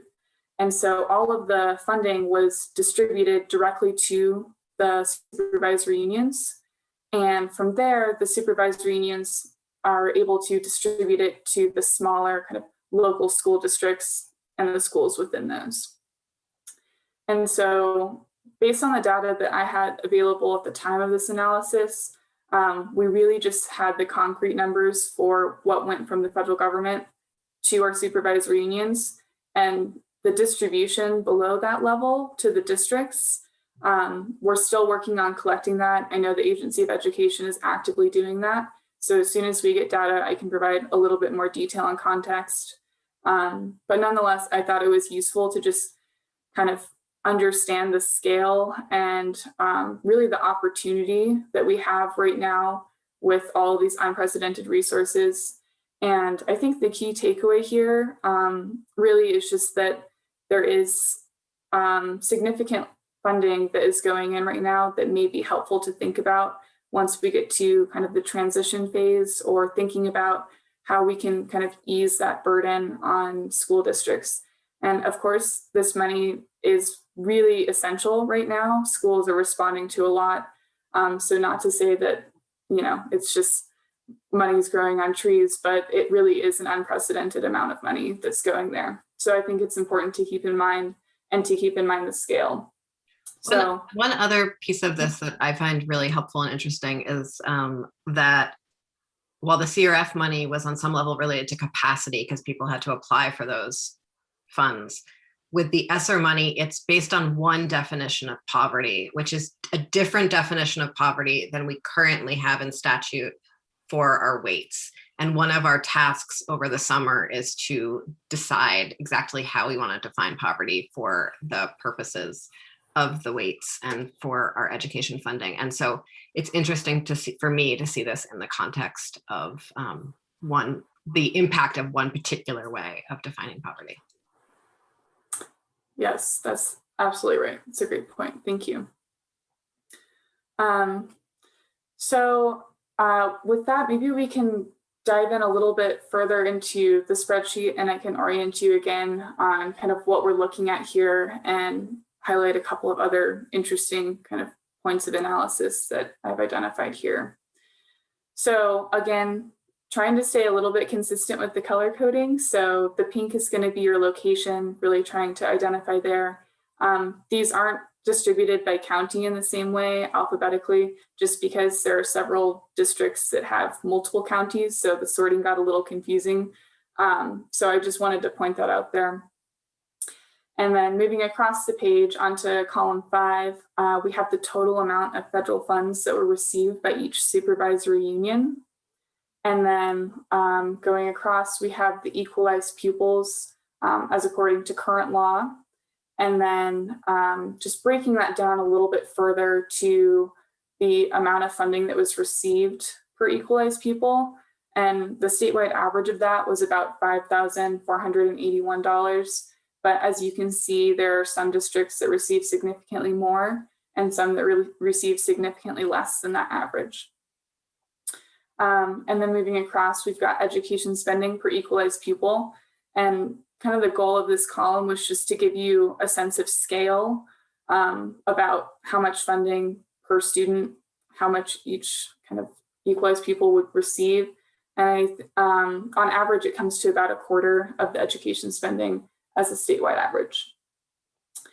And then moving across, we have the district poverty ratio. And this is the one that is provided by the Agency of Education. So this is what we use internally, not necessarily tied to the Title I or the distribution of the federal funds. So I think that's an important distinction to make as well, that that is the one that we use internally at the Agency of Education, and gives kind of some context on the ratio there for each of the school districts.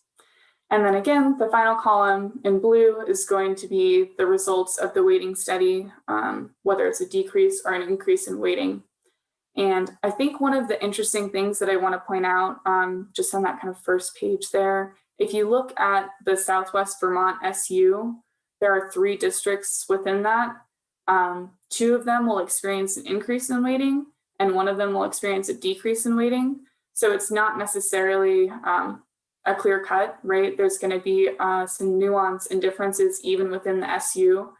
And so that distribution of federal funds doesn't necessarily go directly to the ones that are, you know, all of the districts that experience an increase in weighting, for example. So it's definitely a nuanced analysis. And again, not as clear cut as maybe we had anticipated. So I think that's important to keep in mind. And I hope that this can kind of give you a sense of scale and just an understanding of really the amount of aid that's available for the next couple of years. And, you know, this is one-time money, so it's important to keep that in mind, that this isn't a reoccurring source of funds, but could be really useful, especially thinking about it in the context of the weighting study. Senator Hardy. Thank you. So one thing, just scrolling through, and for the district, the ones that are actual school districts, not supervisory unions, it seems to be the pattern that if they're getting more than the average federal funding per pupil, more than the 5481, then they would have an increase in their weighting under the proposed weighting changes. And if they're getting less than the average, then they would have a decrease in weighting, which makes sense because the federal funding is distributed based on a poverty factor. It gets a little squirrely when you're looking at supervisor unions and there are multiple sub school districts because it's sort of at that supervisory level. But that just, for me, underscores that there are districts that are under and overweighted, especially related to poverty, because you're seeing it with the distribution of these federal funds just distributed based on poverty. Are you seeing the same thing, Brianna, or am I? I think generally, yes. I did look at that, and it's not a perfect example. Like, it is generally true. I would still say there is nuance with it, and it's not 100% that, but I think that it is definitely a trend that we can observe. Yeah, it's definitely, I mean, I'm just scrolling through, so I didn't see it before when I looked at this, but, and it, like I said, it doesn't apply directly with the SUs. That's where it gets more complicated, but on the individual school districts, it seems fairly consistent. Yes, and it is especially important to keep in mind because poverty, as described in the weighting study, is one of the most significant weights. So it does make sense that it is going to be drawn out, especially more when we are looking at funding that's distributed through Title I, for example. So it is definitely a trend that we can observe there. Representative James. Can you remind me the timeline for the ESSER 2 and 3 funds? Are they already out to the schools, all of them, or is ESSER 3 yet to come? They are being distributed to schools right now. I know they had to submit their plan for the use of the funds in June. And I believe once they had submitted their funds or their plan, they were able to receive all of the remaining funds. And those are going to be available all the way through 2024, September of 2024. And so there's a few years to use those funds. And again, they do have to be earmarked for special things. But again, funds are fungible. It's kind of a fun thing to say. So for example, if they were going to use the federal funding for teacher salaries, for example, which was an allowable use, they could kind of shift money around in their budgeting process to use that for another purpose. So I hope that answers your question. Yeah, it does. And just as a reminder to myself, neither the AOE nor the legislature has any authority over how these funds are spent. This is a local decision. That's absolutely right. Yes. And reminder to myself, is that calendar year 24 or is it fiscal year 24? It is calendar year 24. Okay, thank you. Yeah, September 31st, 2024 state.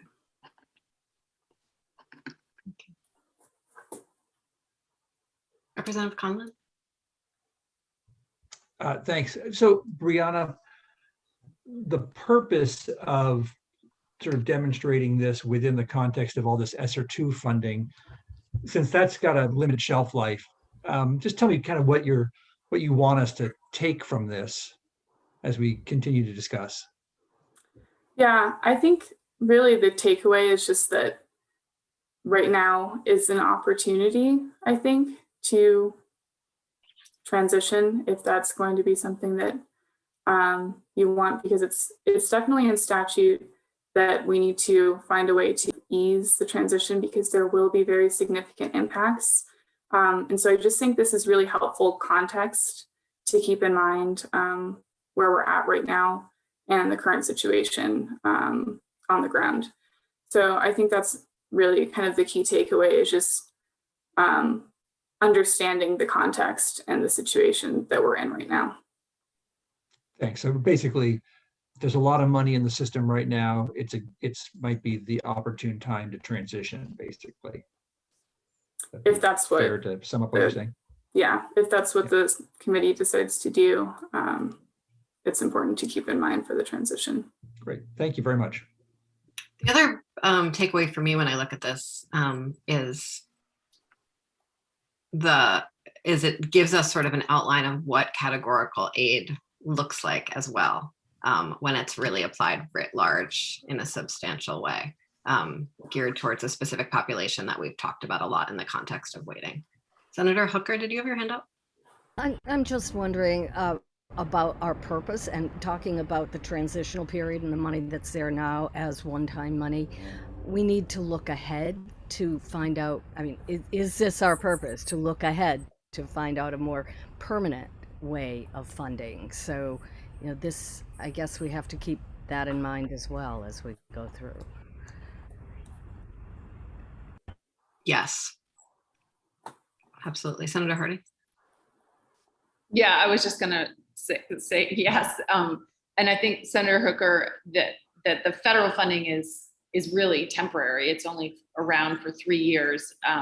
So it's not a permanent solution to anything. It's just to try to help school districts recover from COVID. And it's a potential opportunity to ease the impact of whatever decisions we might make in terms of changing the funding formula. So that there's a sort of 3-year window where we know there are other funds on the table.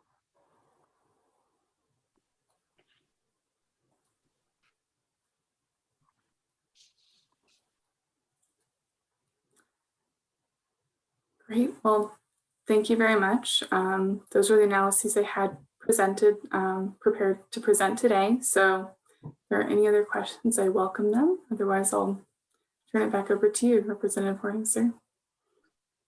Thank you. And we are going to look at probably at least dozens more models like this. And I at least always have the temptation to ask, what would happen if we added this column? And what happens if you tweak this variable? And would encourage members to sort of collect those thoughts and so we can put them all together and ask the Joint Fiscal Office team to run those models collectively rather than us each tossing questions at them via email, because what often feels like a passing thought to me can be 3 days of work for them. So I think it would be really helpful if we can try to decide together what kind of models we want to run as we work through our work to see what the impacts of different decisions are. Any other questions or thoughts on the spreadsheets? Great, thank you, Brianna. So next up on the agenda is public comment. We have a number of people lined up. For the purposes of this round of public comment, we have asked people to max out their public comment at 5 minutes. Sort of the difference between public comment and testimony is that public comment is a one-way experience. We are going to be hearing from the public, digesting it. If it's something that we want to follow up on later, you're of course welcome to do that privately, or let Senator Hardy and myself know, and we can have folks in for further testimony and conversation. But public comment, again, is we're going to be hearing from the public, and we'll be taking note of what they say to carry forward with our work. And we're going to be doing this at the end of all of our meetings. If folks have feedback on how to do this in a different way next time, again, please let us know this is our first time doing it. And then after public comment, we'll spend a couple minutes hearing from you all about what you might like to see at our next meeting or a deeper dive. Senator Hardy. Yeah, I just want to clarify what mechanism we're using for scheduling our next meeting. Are we going to try to get something on our calendars today, or are we waiting for Sorsha to send out a doodle poll or something? I would like to try, if we can do it in with a minimum of suffering, to do our next meeting right now. I mean, not right now, but at the end of our meeting, and figure that out together. If it gets to be a terrible explosion, we can ask Sorsha to send out a meeting doodle later. But I would like to walk away with a time for a meeting. And then the subsequent meetings would be done via doodle poll. Yes. Thing. Yes. Okay. Does that work for you? Does that work for other people? That's fine with me. I just wanted to make sure our next meeting was on calendars today, because I think that would be helpful. Absolutely. The idea of picking out 12 meetings with 12 people seems, well, I just don't want to do that. Okay, so any other thoughts before we move to public comment?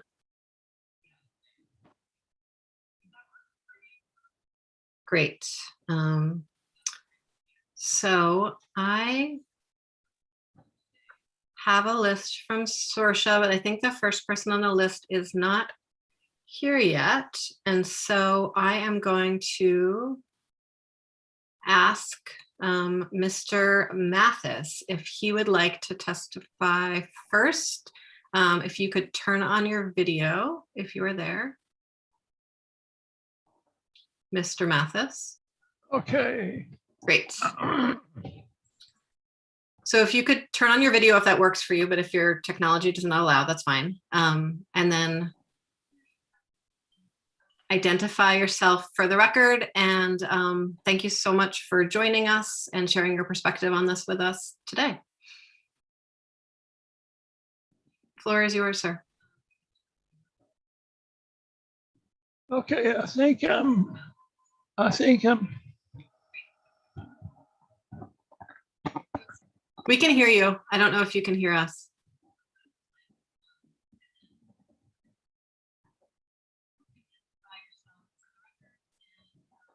Mr. Mathis? okay. Can you hear me? I'm We can, yes. getting both of the versions in, so it's a little bit confusing. You should have a paper on waiting. Should have what? I'm sorry. Hear me now. We can hear you now, sir. Okay, here we go. Okay. First off, thank you for letting me speak Sir, here. With sir, I'm sorry. Can you identify yourself for the record? Just say your name. I'm before we getting get a great started. deal of distortion here. Okay. Would you like to take a pause and we can go to someone else while you figure out your technology, and then we can come back to you? Go ahead with somebody else. Let me try to turn off one of these things. Okay, will do. is we are going to move next to Mark Schauber. Hello, Mr. Schauber. Hi, good morning. Did I pronounce your name right? And can you please identify yourself for the record? You actually did pronounce it correctly. Perfect. My name is Mark Schauber. My dog is about to go crazy. I apologize for that. My name is Mark Schauber. I'm Executive Director for the Coalition for Vermont Student Equity. And you can hear me? We can, yes. Okay. I have the great pleasure of being a member of the River Valley's Unified School District Board representing Dover. And as I said, I'm also fortunate enough to have the great honor of being the Executive Director of the Coalition for Vermont Student Equity, which is a Vermont nonprofit. Coalition was formed last year by a group of school directors from disparate districts frustrated with the lack of progress on the implementation of the recommendations from the Pupil Weighting Factors report. We currently have 21 member boards from districts ranging from small and rural to large and urban, and from all parts of the state. While most of our member districts are currently underweight, we do have some member districts in towns, such as my own town and Washington Central School District, that are overweight. Equity ultimately benefits everyone. I want to sincerely thank the legislature for your unanimous recognition. And again, I apologize, my dog's going crazy. I want to thank the legislature. Can you grab her for me? Sorry. We're all used to it by now. No problem. She likes to whine when people come in. Okay, so I'd like to thank the legislature for your unanimous recognition of the need to correct the weights. Cabernet, stop. A special thank you to the 8 of you and to the staff and stakeholders involved for your willingness to take time out of your post-COVID summer to serve on this very important task force. Coalition for Vermont Student Equity has one very straightforward goal. We read all 150 plus pages of the 2019 Pupil Weighting Factors report, most of us multiple times to fully understand the intricacies of the report. And the results came as no surprise to those of us who have lived in these communities for decades. Now we are saying it's high time to fix the flawed formula by implementing the recommendations in the report. Winooski School District, a founding member of the coalition, can't afford sufficient busing, forcing some very young children to walk long distances to school in our frigid Vermont winters. Wyndham Southeast School District doesn't have the funds to hire enough staff and instructors, causing their teachers to go without time to collaborate, plan, learn, and practice together. Wardsboro Elementary, now part of River Valley School District, had an HVAC system that, until COVID money became available, pulled air into the system from the attic instead of fresh outside air. These are just a sample of the needs that have gone unmet due to insufficient resources caused by inadequate pupil weights for small schools, rurality, high ELL populations, and high poverty populations. Correcting the weights as recommended by the 2019 report is the only way to fix this inequitable funding formula. Categorical aid, while it may seem like a simple, logical solution, does not address the actual inequity in the system. It creates a separate funding system for students with the greatest need. In addition, categorical aid doesn't provide struggling districts with any certainty. Grants can come and go. Their measurements and purpose are apt to change by the year. Districts need certainty. Using categorical aid also doesn't get to the root of the issue, which makes it hard, if not impossible, to measure differences in student needs throughout the state.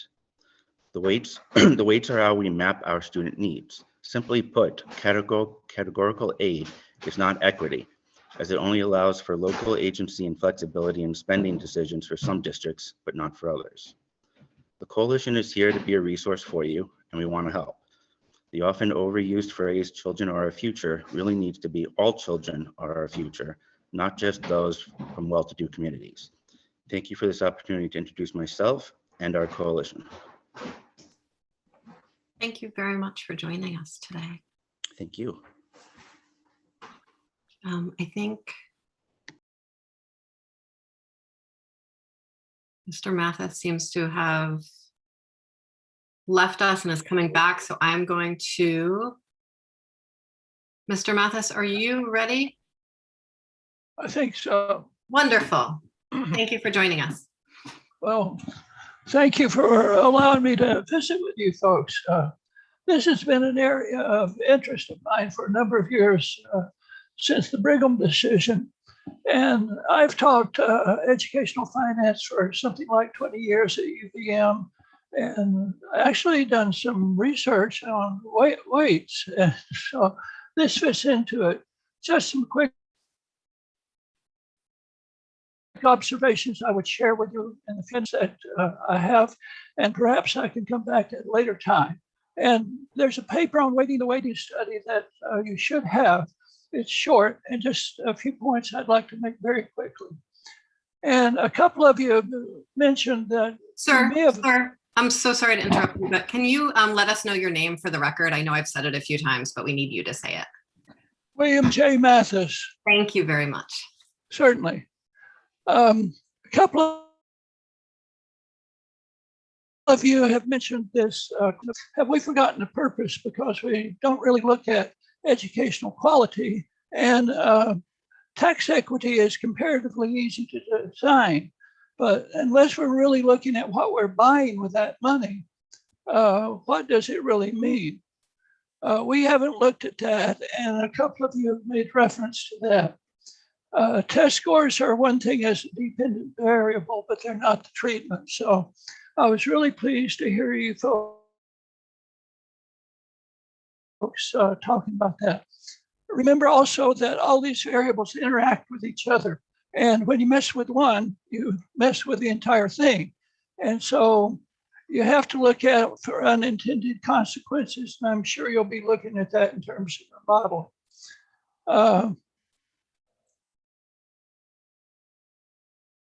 When you're dealing with correlation and regression, which is what we're doing here, and you made some reference to it before, census-based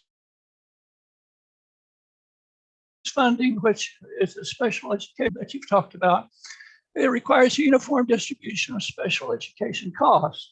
Well, we know that that doesn't happen that way. And so that's going to have to be looked at very closely. The small schools grant, we've talked about swapping away in Act 46, but look out for building that cliff that's in the weighting study, in which you reach a threshold and then you don't get any money, or you don't fall into the category anymore.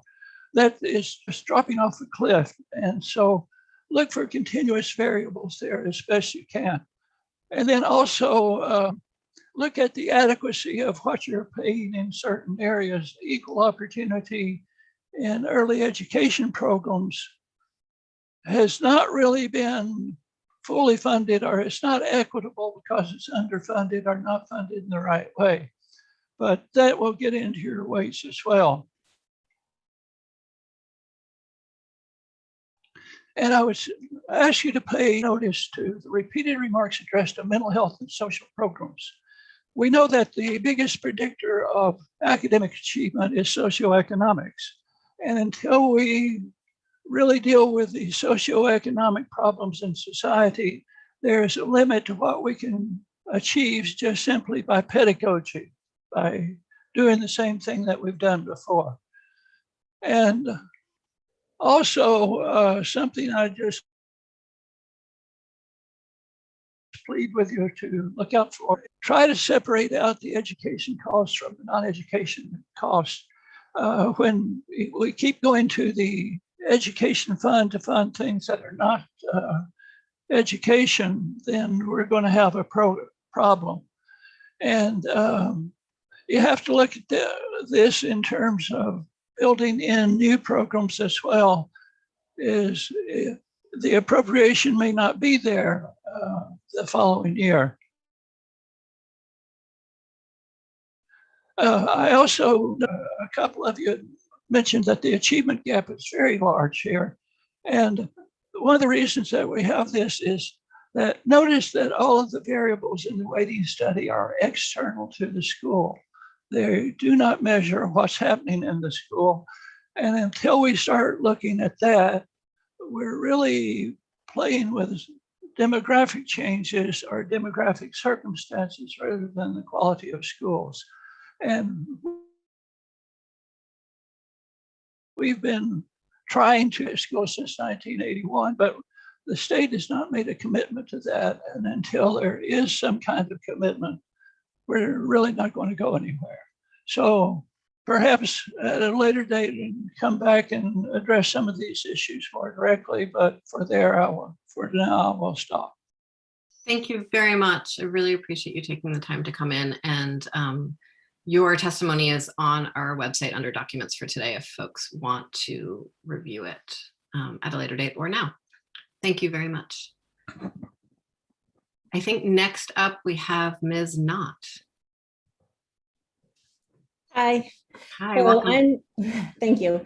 I'm Allison Knott, a member of the Rutland City Board of School Commissioners and also a member of the Coalition for Vermont Student Equity.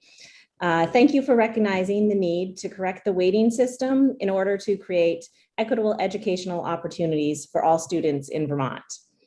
Rutland City Public Schools has seen a significant need increase, has seen needs significantly increase over the last several years. We saw our first real spike when children born into the initial opioid epidemic hit school age. And as these children grew, so did the challenges to meeting their needs. One of the biggest challenges we face is the readiness gap.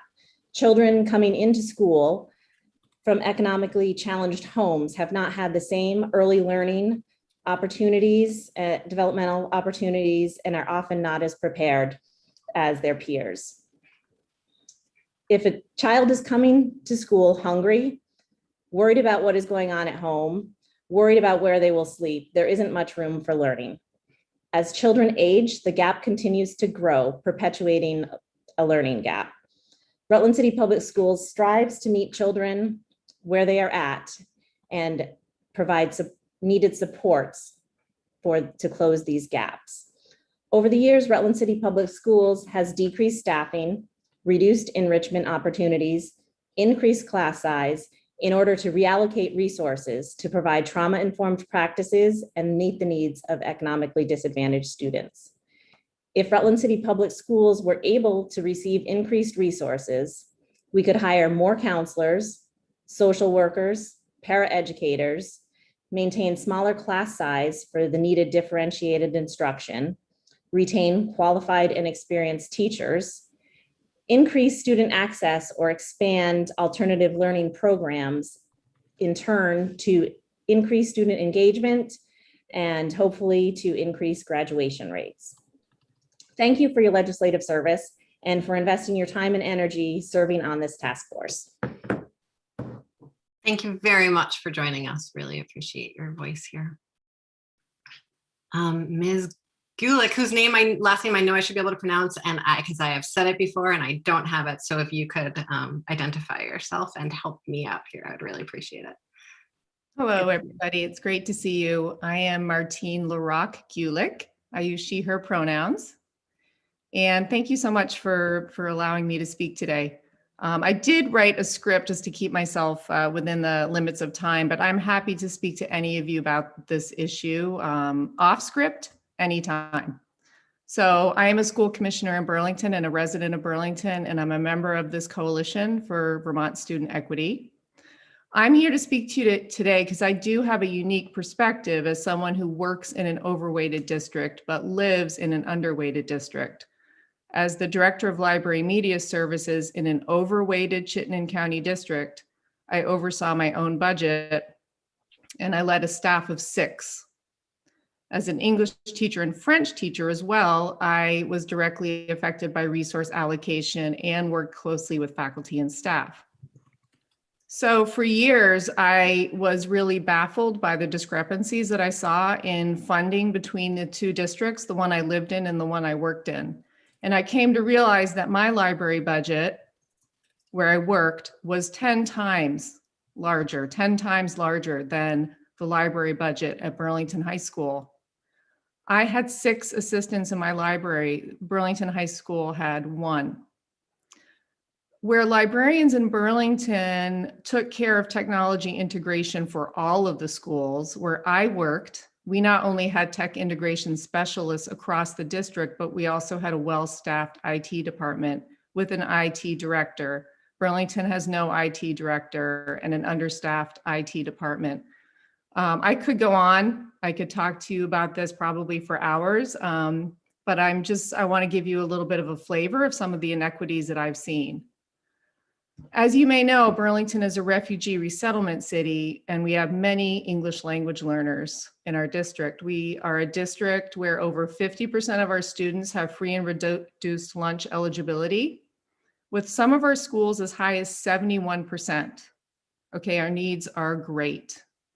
So what implementing the student weights would allow us to do would be to hire more multilingual liaisons. They have incredible demands on their time at all hours of the day. We could hire them, we could allow them to work year round, pay them adequately. We could increase training and offer stipends for teachers to improve engagement with families, including conducting home visits in the summer and after hours. This is all part of education. We could increase funding for pre-K so that we could offer more classes with increased staffing. We could implement our own equitable funding formula.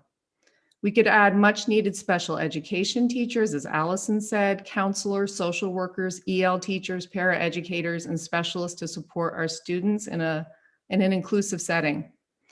I'd like to close just by giving you an example of a program that's unique to Burlington that serves our very diverse population. Years ago, we realized that focusing all of our attention and all of our efforts solely on our students was not enough.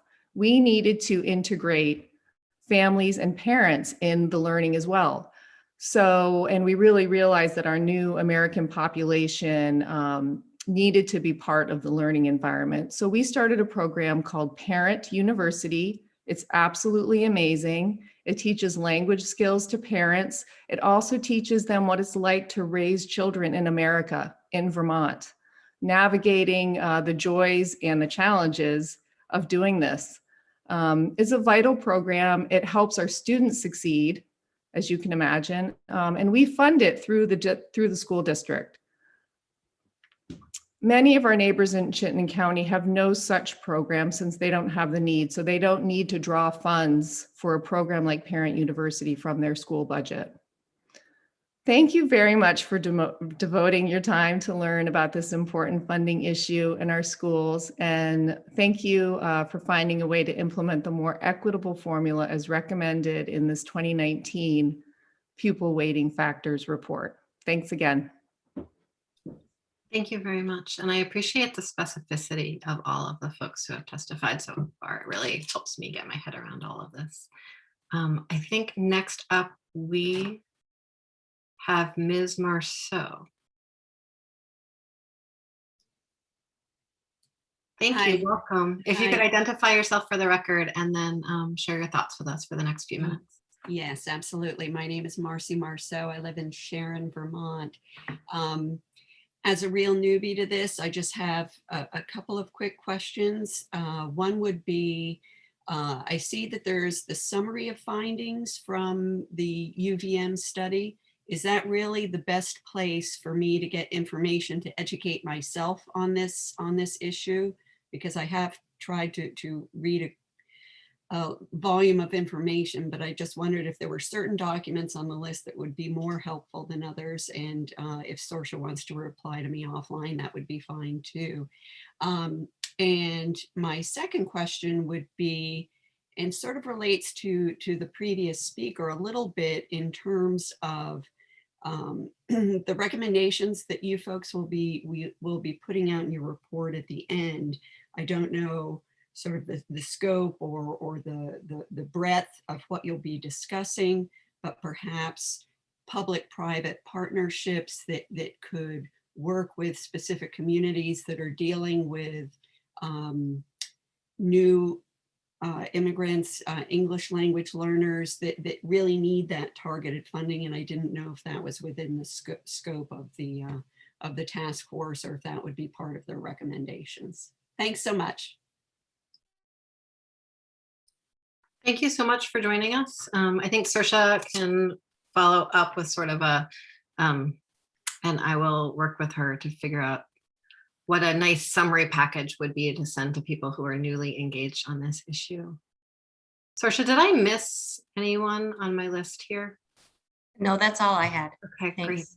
Thank you everyone who came to join us for public comment. And if any of you who I think will be following this process closely have any suggestions on how to do this better, please feel free to reach out and share them. Thank you. Thank you.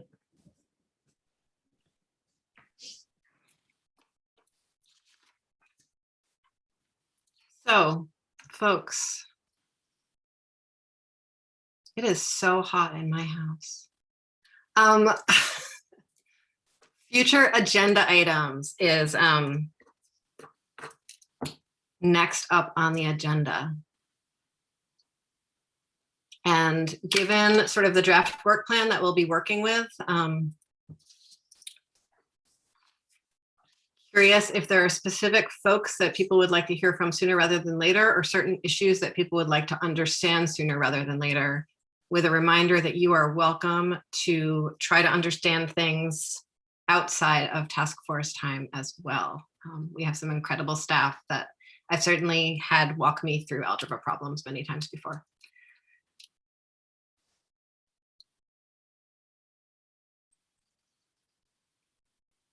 Senator Hardy.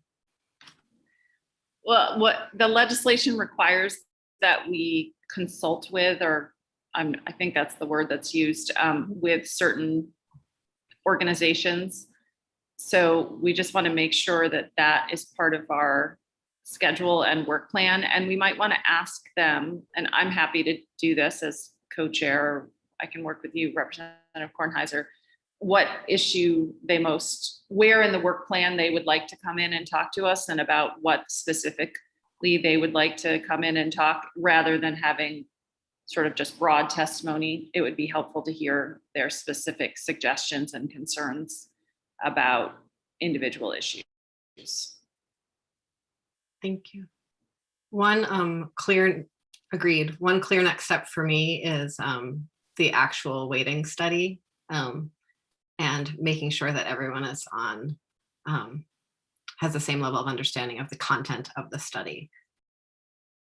And so I would think that would be a pretty necessary next step for us as well. Representative Conlon, I'm so bad at the physical hands. I'm working on it, but thanks for holding up for a long time. Sure. So under the work plan, we do, we're supposed to be talking about economically deprived background and how we want to define that.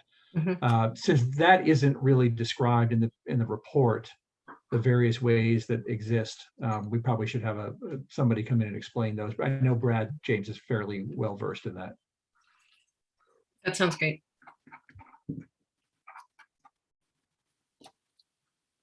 Representative James. Thanks. Along those lines, I had probably jumped the gun, but I had reached out to Mark and Brianna to talk about whether it might be possible to compile some sort of apples to apples chart on the various poverty definitions. AOE, I think there are 3 at play. And I'd love to see if it's possible to do a kind of a one-pager that compares those. Thanks. I think that will be helpful. And I think there's even more than 3. And the Hunger Council has a lot to, folks who do food access have a lot of thoughts on how we measure poverty. So that'd be great. Yeah. Anyone else?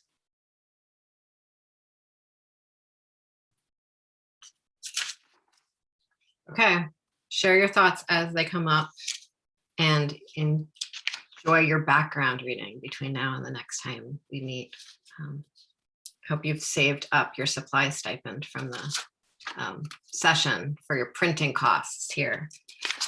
So the next thing we're going to talk about is meeting dates. Grab your calendars. Representative James, you have a paper calendar. It's very exciting for me. Everyone else have their calendars up? I'm going to have to make you all smaller in order to pull mine up, which is going to make this a harder conversation for me to facilitate.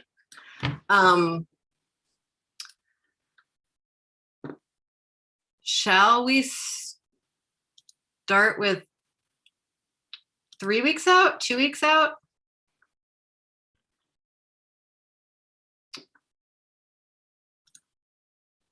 I can't see anyone anymore, so if you have a thought, please. I would say 2 weeks. Great. Okay. 2 weeks out. Getting there with the calendar here.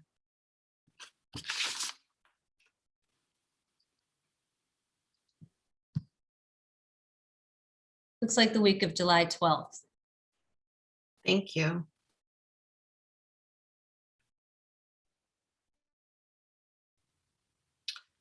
Okay.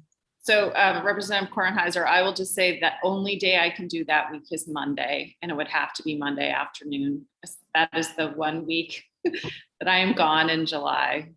Okay. Does Monday afternoon? Not available Monday afternoon, the 12th. Okay. Yep. Representative James, you were saying you were a no or you were a yes? Sorry, that was a brief yes. Okay. And Representative Brock sorry, Senator Brock, did you say yes or no? I said no. I'm Okay, not that's what I available. thought. Okay.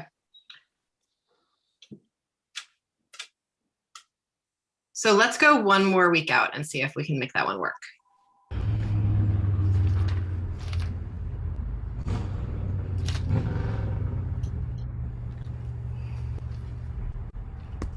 How is July 20th. July 20th? How is July 20th for people? Do we have any no's on July 20th? That's what I will start with. I'm a no on July 20th. I can Oh, really only do Monday and Friday of that week, okay. but it doesn't need to rest on me. Okay. Who's a no on the 19th? Senator Brock is a no on the 19th. Who's a no on the 21st? You're both no's on the 21st.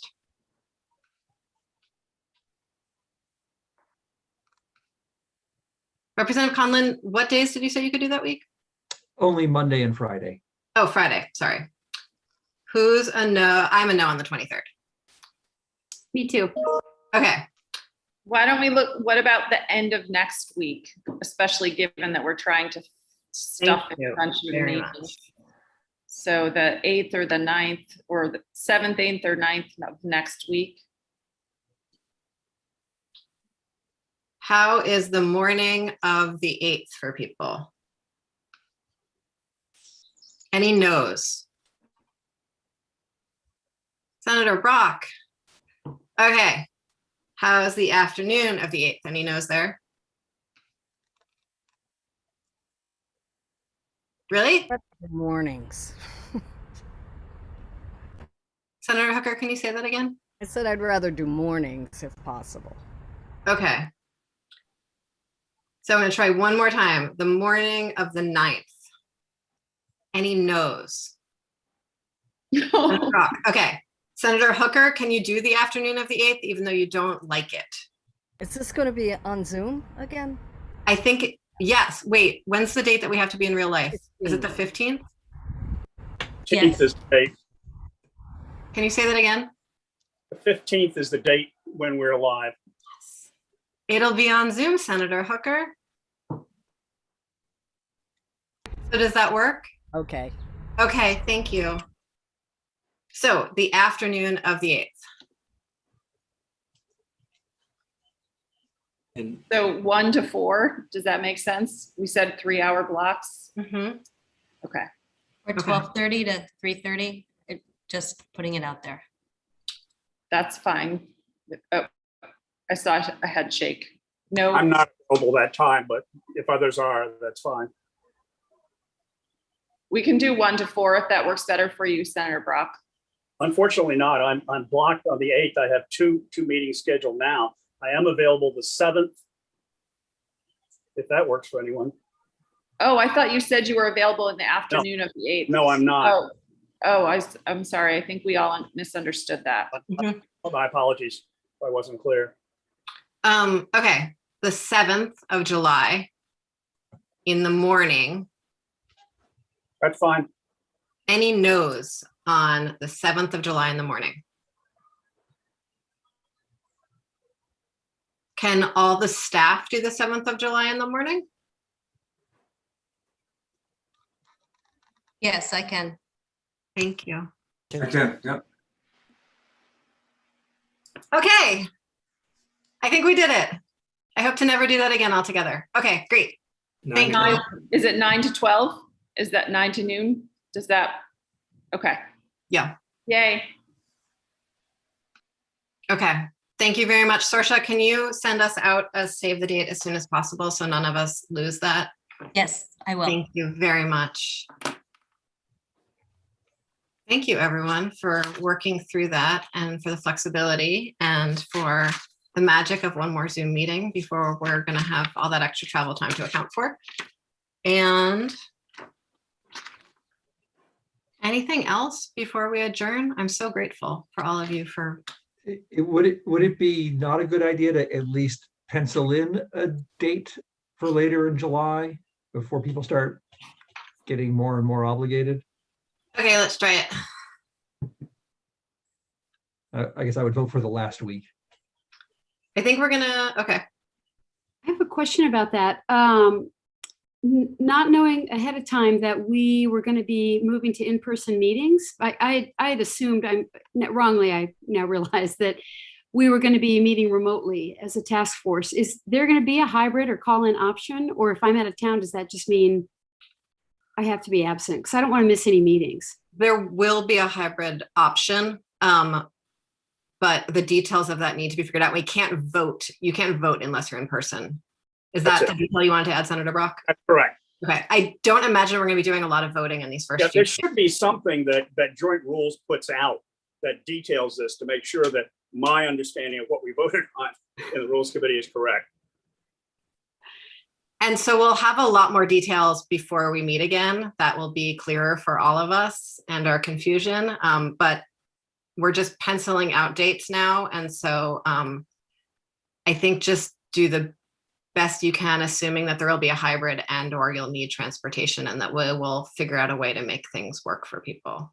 Okay, so for now, we can assume that at least our first couple of meetings, hybrid will be okay, and that we probably won't be voting on anything. So I could call or Zoom in these earlier meetings. Yeah, and Representative James, my understanding, and I'm not on Joint Rules, but from what I've heard, and Senator Brock, you can correct me if I'm wrong, is there will always be an option of calling in or Zooming in as long as we're not voting. And I don't think we'll be voting until December or November or whatever. And there's always the option if you're sick or if you have childcare or other obligations where you can't drive to the State House, that will provide an option for a hybrid, knowing that if we take a vote, you wouldn't be able to vote. Great. And the vote would probably be, do you accept our final report or something, right? I mean, right. I know we haven't worked that out, but. We might do some straw polls before that, but those would not be official votes. They would be straw polls to see. Okay. And I think a straw poll is unofficial, and so you could do it with whatever method.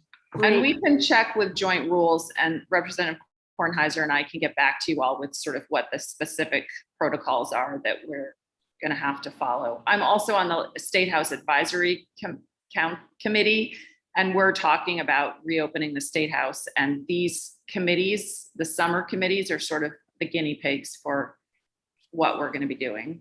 So we can then provide our feedback to the whole thing. I know for a fact that some staff will be calling into these meetings, and so if you're a legislator, don't feel that you'll be the only one and everyone will be doing stuff just for you. I think it will be something that we're going to be accommodating naturally for staff as well.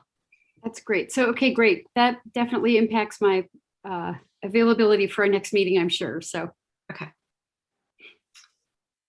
So the next, did we try for the week of the 19th and fail already? Yes. Okay, great. So the week of the 26th. Who can't do Monday? You can't do Monday, Scott, right? I can do Monday. I can't do Tuesday, Wednesday, but I can do Monday, Thursday, or Friday. Okay, who can't do Monday morning? I can't do Monday. Okay, you can't do Monday. No Tuesday or Wednesday. Who can't do Thursday, July 29th in the morning?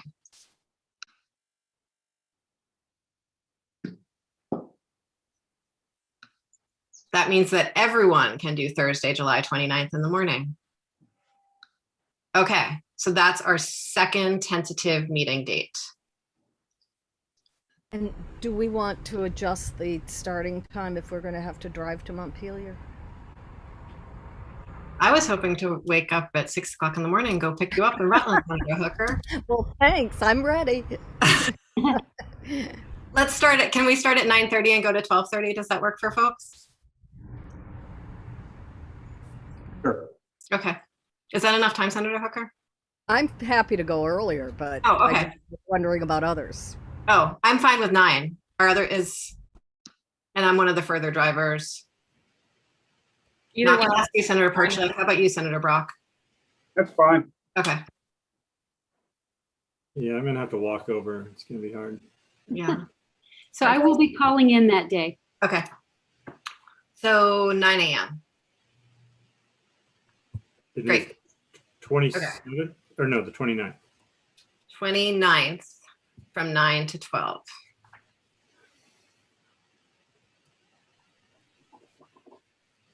Sorsha, I'm trusting that you heard that. I did, thanks. Thank you. Okay. Do people want to keep on doing this exercise or should we pause now? I am completely wide open in August, so. Okay. I don't want to make myself unpopular, but why don't we get a few more on the books? Okay, let's do it. Okay, 2 more weeks. We just did July 29th. So then we're on August 12th, the week of August 9th. I'm gone that week. Okay.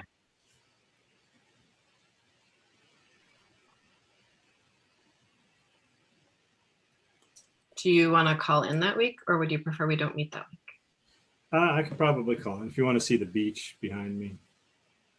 We do. I do, desperately, yeah. Okay.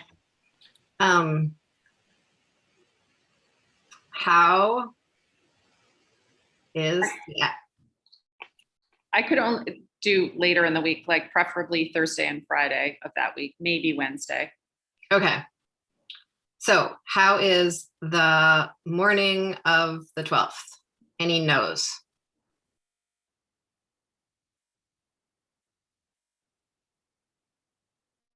Done. Okay. Okay. Then we're on 27th of August.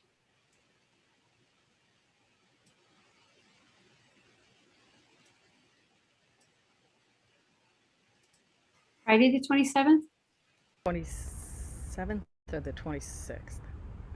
I'm thinking of the 27th. I'm just gonna mess with this. How's the morning of the 27th? Any no's?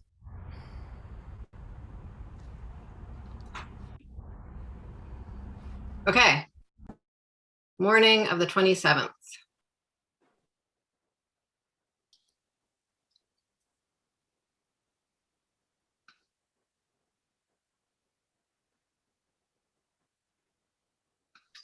And then we're in September.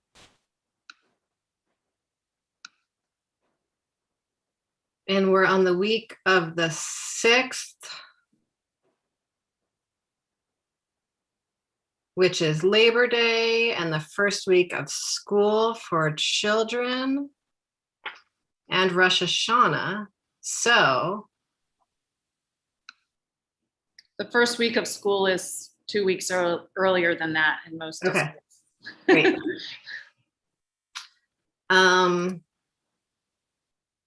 How is the morning of Thursday the 9th? Any no's? I actually don't know what my September schedule is because I'm starting a new job and I don't know the schedule yet. Could we do the September schedule? I need to check in with my. Of course, yes. I'm also super aware that I have no idea what my parenting obligations will be when September starts, but I probably won't know that until September. So Senator Hooker? Yeah, Emily, some other committees like Justice Oversight usually meets on Thursdays. I don't know Okay. which Thursday it will be in September, but. Okay, let's stop now and do September in a month. Or in a couple weeks, or even next week, but not now. Great. I'm really impressed that we got the summer dates down. That's really great. It was fantastic. Okay. Thank you very much, everyone. Anything else before we say goodbye?